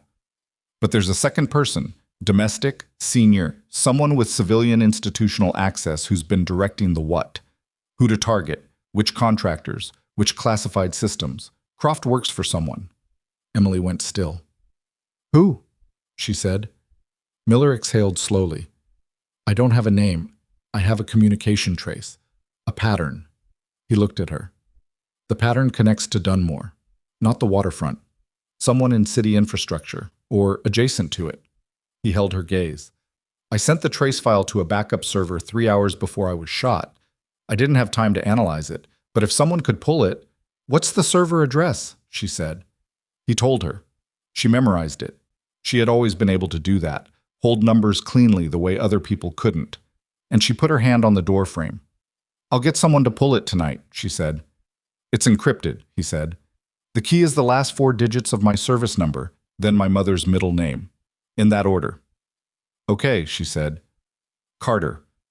He said it the way Hale had said it earlier, her name as a handle on something that needed holding. If the second principal is who I think it might be. He stopped. His eyes were serious in the particular way of someone who had been in the field long enough to understand when they were approaching the edge of something that changes the shape of the case. Be careful who you share that file with. She looked at him. Be careful who you share it with, he said again, until you know. She held his gaze for 3 seconds. Then she nodded. She went out into the corridor and pulled out the radio Hale had given her. She thought about what Miller had said, about the second principle, about a communication trace connecting to Dunmore infrastructure or adjacent to it. She thought about Callahan, his 2-second compressed conversations with Park, the badge she hadn't recognized the insignia of, the careful, deliberate way he'd presented himself in the consultation room. She thought about the Ashfall file, the original version, not the redacted one, and the section about peripheral access, about the person who had fed their position to the opposing network, the person who appeared in the operational architecture in a supporting role. She thought about who had authorized the unredacted Ashfall file to be shown to a nurse in a consultation room in Dunmore, Virginia. She stood in the corridor outside Miller's room with the radio in her hand, and she ran the arithmetic she had been running for 5 years, and this time it came out to something different. Not Croft, not the network Croft ran. Something above it. Someone who had been adjacent to enough operations. Not just Ashfall, but this one, the one Miller had been embedded in, to know which pieces to expose and which to protect. Someone who had directed not just what was stolen, but what was allowed to be found. Someone who had given Hale just enough to bring her in, to surface her, to use her knowledge of the facility and the operation and source meridian, and who was now positioned to know exactly what she'd found tonight. She stood very still in the corridor. The radio was warm in her hand. She did not call Hale. She did not call Callahan. She stood outside room 312 and listened to the hospital breathe around her, the monitors, the distant voices, the low electrical hum of a building full of people trying to stay alive or trying to help others do it. And she thought about a server address and an encryption key and a communication trace that Miller had called important enough to hide and cautious enough to warn her about. She thought about who in this building she actually trusted. The answer was shorter than she would have liked. She walked back to the nurse's station on the 3rd floor. Lorraine was there, back on shift, wrists wrapped, wearing the expression of someone who had decided that the best response to a terrible night was to simply continue working. She looked up when Emily came in. "You still here?" Lorraine said. "Still here," Emily said. She sat down at the terminal. "I need to access an external server, private, encrypted. Is the floor's system isolated from the main hospital network right now?" Lorraine stared at her. "The FBI asked us to isolate all clinical floor terminals from the main network an hour ago. We're on a closed clinical system only." "Good," Emily said. "That means this terminal can't be monitored from the hospital's main IT infrastructure." Lorraine stared at her for another second. Then she stepped aside and said nothing, which was, Emily thought, a very efficient form of trust. Emily sat down. She pulled up the external access browser on the isolated clinical terminal. She typed the server address Miller had given her from memory, exactly, no hesitation. A login prompt appeared. She entered the encryption key. Last 4 digits of a service number she had memorized, followed by a name. The server responded. One file. Large. A communication trace, as Miller had described. A web of encrypted message routing, flagged nodes, pattern analysis that Miller had begun and not finished. She began to read. She got 4 minutes into it before she stopped. She sat for a moment with her hands above the keyboard and the screen in front of her. Then she closed the file, carefully, completely, cleared the browser, logged out, and sat very still for a moment longer. The arithmetic had finished. The answer it had produced was not Croft, was not the port network, was not anyone on the waterfront or in the facility or among the people in flex cuffs in Zone B. The answer it had produced was someone she had spoken to today, someone who had been inside this investigation from the beginning, someone with the specific kind of access that allowed them to know exactly what was found and what was recovered and who had found it, and who was now, at this moment, in this building, for the debrief that Hale had said Callahan wanted tonight. Emily stood up from the terminal. She looked at Lorraine. Is there a back stairwell on this floor that doesn't connect to the main corridor? Lorraine looked at her steadily. Yes, she said. Second door past the medication room. Goes straight down to the main lobby, bypasses the east wing. She paused. It's not on the posted floor plan. I know, Emily said. I've been here 3 years. She moved towards the medication room and then past it, to the second door, and she stood at the top of the stairwell for one moment. Somewhere in this building, the person who had built the Ashfall operations penetration from the inside, who had burned her team and walked away clean, and then, 5 years later, positioned themselves to benefit from this investigation's outcome, was waiting in a conference room for a debrief. And they did not know yet that Miller's trace file existed. They did not know yet that Emily had read it. They did not know yet that the nurse everyone had underestimated had just figured out the piece of this that everyone else in the building was still missing. She looked at the stairwell going down. She thought about who she could bring this to. Who, in the chain of people she'd encountered in the last 18 hours, was clean enough, certain enough, positioned enough to act on what she'd found without tipping off the person who needed to not know she'd found it. She thought about Hale, his steady eyes, the way he'd handed her a radio without making her prove she deserved it, the way he'd looked at her in the loading bay, not the recalibration, but something under it. The question was not whether she trusted him. The question was whether trusting him was safe, and the answer to that depended entirely on whether Hale knew what Callahan was. She went down the stairs. She needed to find Hale before Callahan found her. She found Hale in the main lobby. He was standing near the information desk with his phone to his ear, facing the entrance, and he turned when he heard her come down the corridor. Not startled, just alert, the reflexive tracking of someone who had spent years in spaces where knowing who was approaching mattered. He read her face in the first second and ended his call without saying goodbye. What happened? He said. Not here, she said. Outside, just you. He looked at her for one beat. Then he followed her out the side entrance, into the ambulance bay where the fog was sitting heavy and the overhead lights made soft halos in the moisture.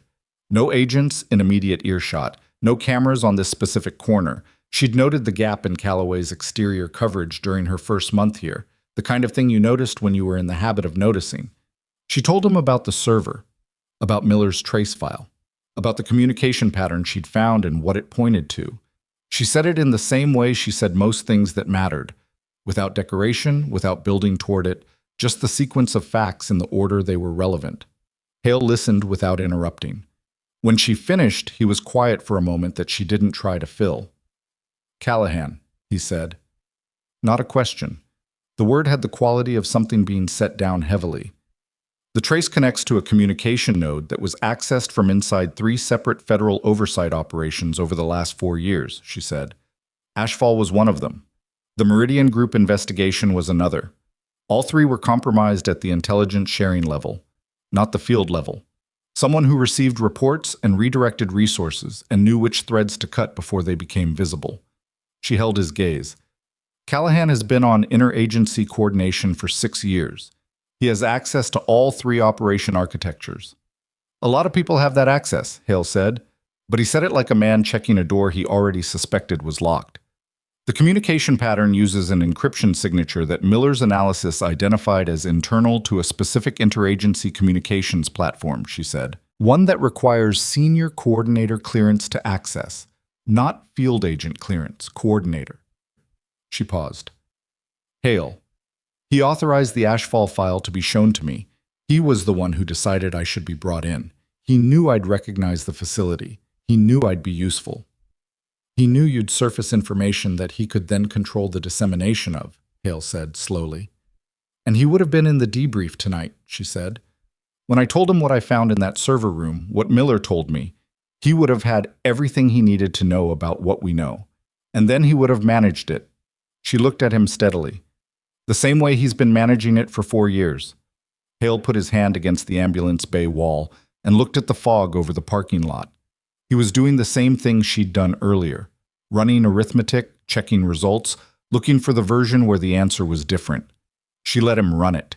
He came up with the same answer she had. Park, he said. Soo Jin Park. She came in with him, but she's not his team. She's from a separate office. I've worked with her before. She's clean. That's what I thought, Emily said.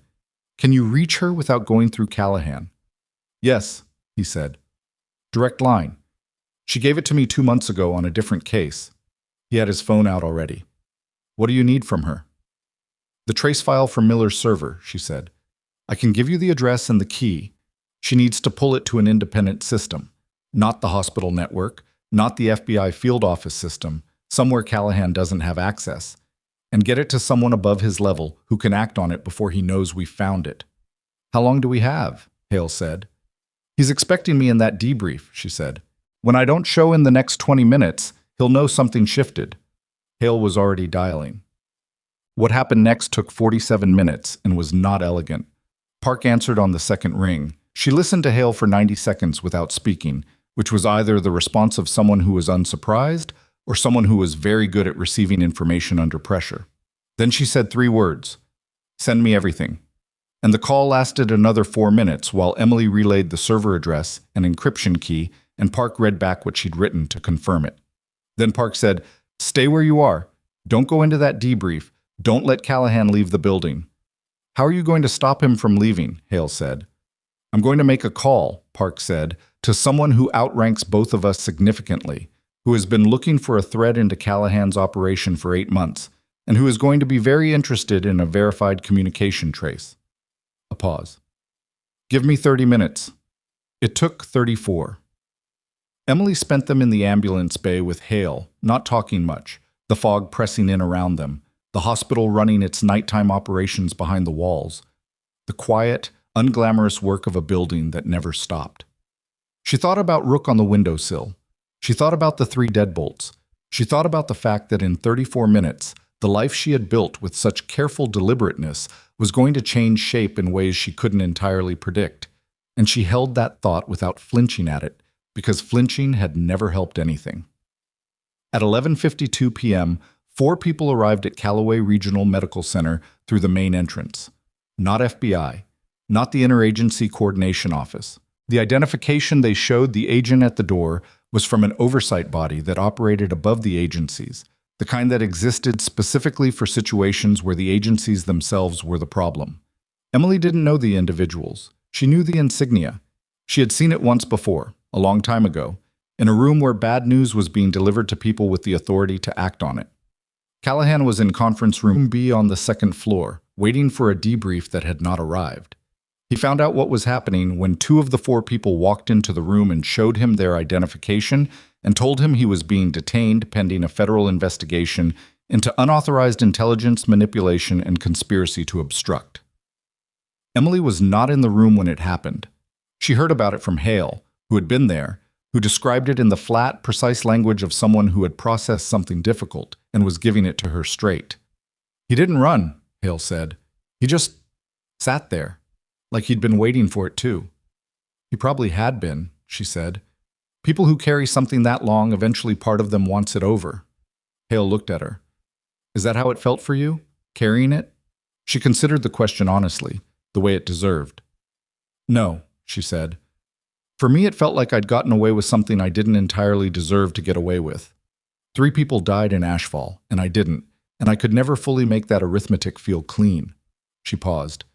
But I kept going anyway, because the alternative was to stop, and stopping doesn't actually help anyone. He was quiet. What happens to Callahan? She said. Full prosecution, Hale said.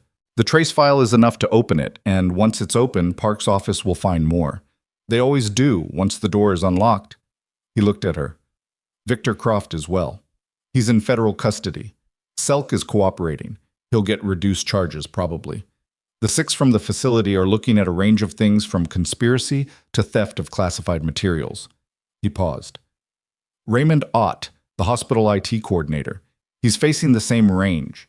He's not talking, but with the hardware from the server room and the incomplete transmission log, they don't need him to. And the credential data?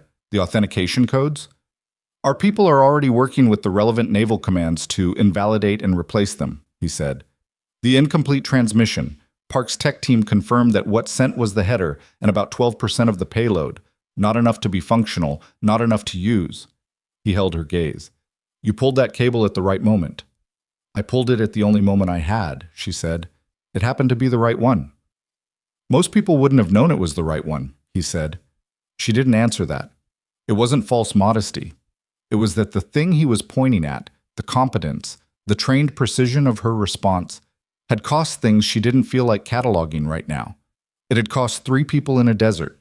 It had cost 5 years of building a life from the outside in, putting together the pieces of a person the way you put together a structure in unfamiliar territory, carefully, without certainty, hoping what you built would hold. It had held tonight. That was going to have to be enough for now. At 7:14. The following morning, Soojin Park sat across from Emily in a conference room that was not at Callaway, a federal building downtown, quiet in the early morning, with bad coffee and a view of Dunmore's harbor through the window, the fog already thinning in the first real light. Park had a folder. She set it on the table and put her hand flat on top of it. "I want to explain what this is before I open it," she said. "Okay," Emily said. "Inside this folder is a document formally closing the Ashfall investigation file with amended findings," Park said. "The original findings attributed the mission failure to field error. The amended findings correct that. They attribute the failure to compromised intelligence at the coordination level, which is accurate, and they clear all field operatives of responsibility." She paused. "That includes you." Emily looked at the folder. "Additionally," Park continued, "the document contains a formal reclassification of your current identity. Emily Carter will remain a legal identity, active nursing license, all records intact, nothing flagged. The prior identity and its associated classified record will be sealed at the highest level. Not destroyed, sealed. You'll have access to it if you ever need to establish the history, but it will not be accessible to anyone in any standard vetting process." She paused again. "In practical terms, you can continue living the life you've built. No one outside a very small number of cleared individuals will know what happened here." Emily was quiet for a moment. "You're giving me my life back," she said. "We're formally acknowledging that it was always yours," Park said. "We just made it complicated for a while." "Not you personally," Emily said, and meant it. Park almost smiled. She opened the folder and turned it to face Emily and set a pen beside it. Emily read it. She read the whole thing, not quickly, because documents that mattered deserved to be read completely, and she had learned that in the same years she'd learned everything else that had been useful this week. She read the amended Ashfall findings, and the correction of record and the identity reclassification, and she sat with it for a moment after she finished. Then she signed it. Park took the folder back and closed it. She did not make it ceremonial. Emily appreciated that. "One more thing," Park said. "Agent Hale asked me to raise something with you. You are not obligated to respond to it, and there is no pressure in either direction." She folded her hands on the table. "There's a joint task force being established, interagency, trauma medical and tactical, designed to support operations like the one that brought Miller to your hospital.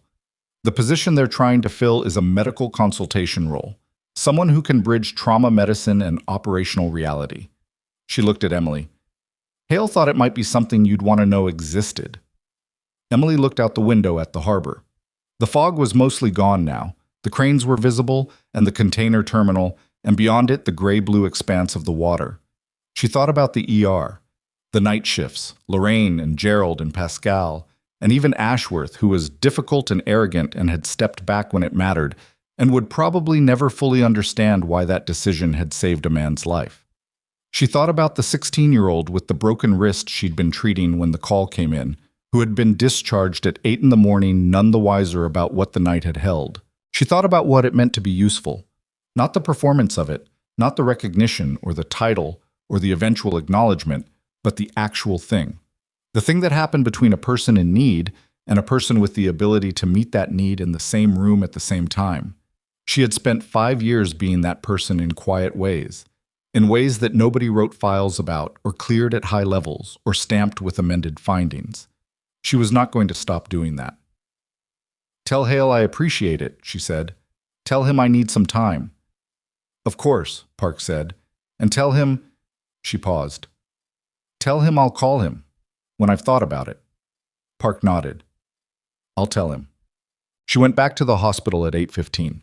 Not because she had to. Her shift had officially ended 18 hours ago, and Gerald had made her promise, twice, that she was going home to sleep before she did anything else. She had agreed, and she had meant it, and she was going to do exactly that. But first she went up to the 3rd floor. Miller was sitting up when she came in. He looked like a different person than the one who'd been on the stretcher, still pale, still moving carefully, but present in a way that blood loss had temporarily evacuated.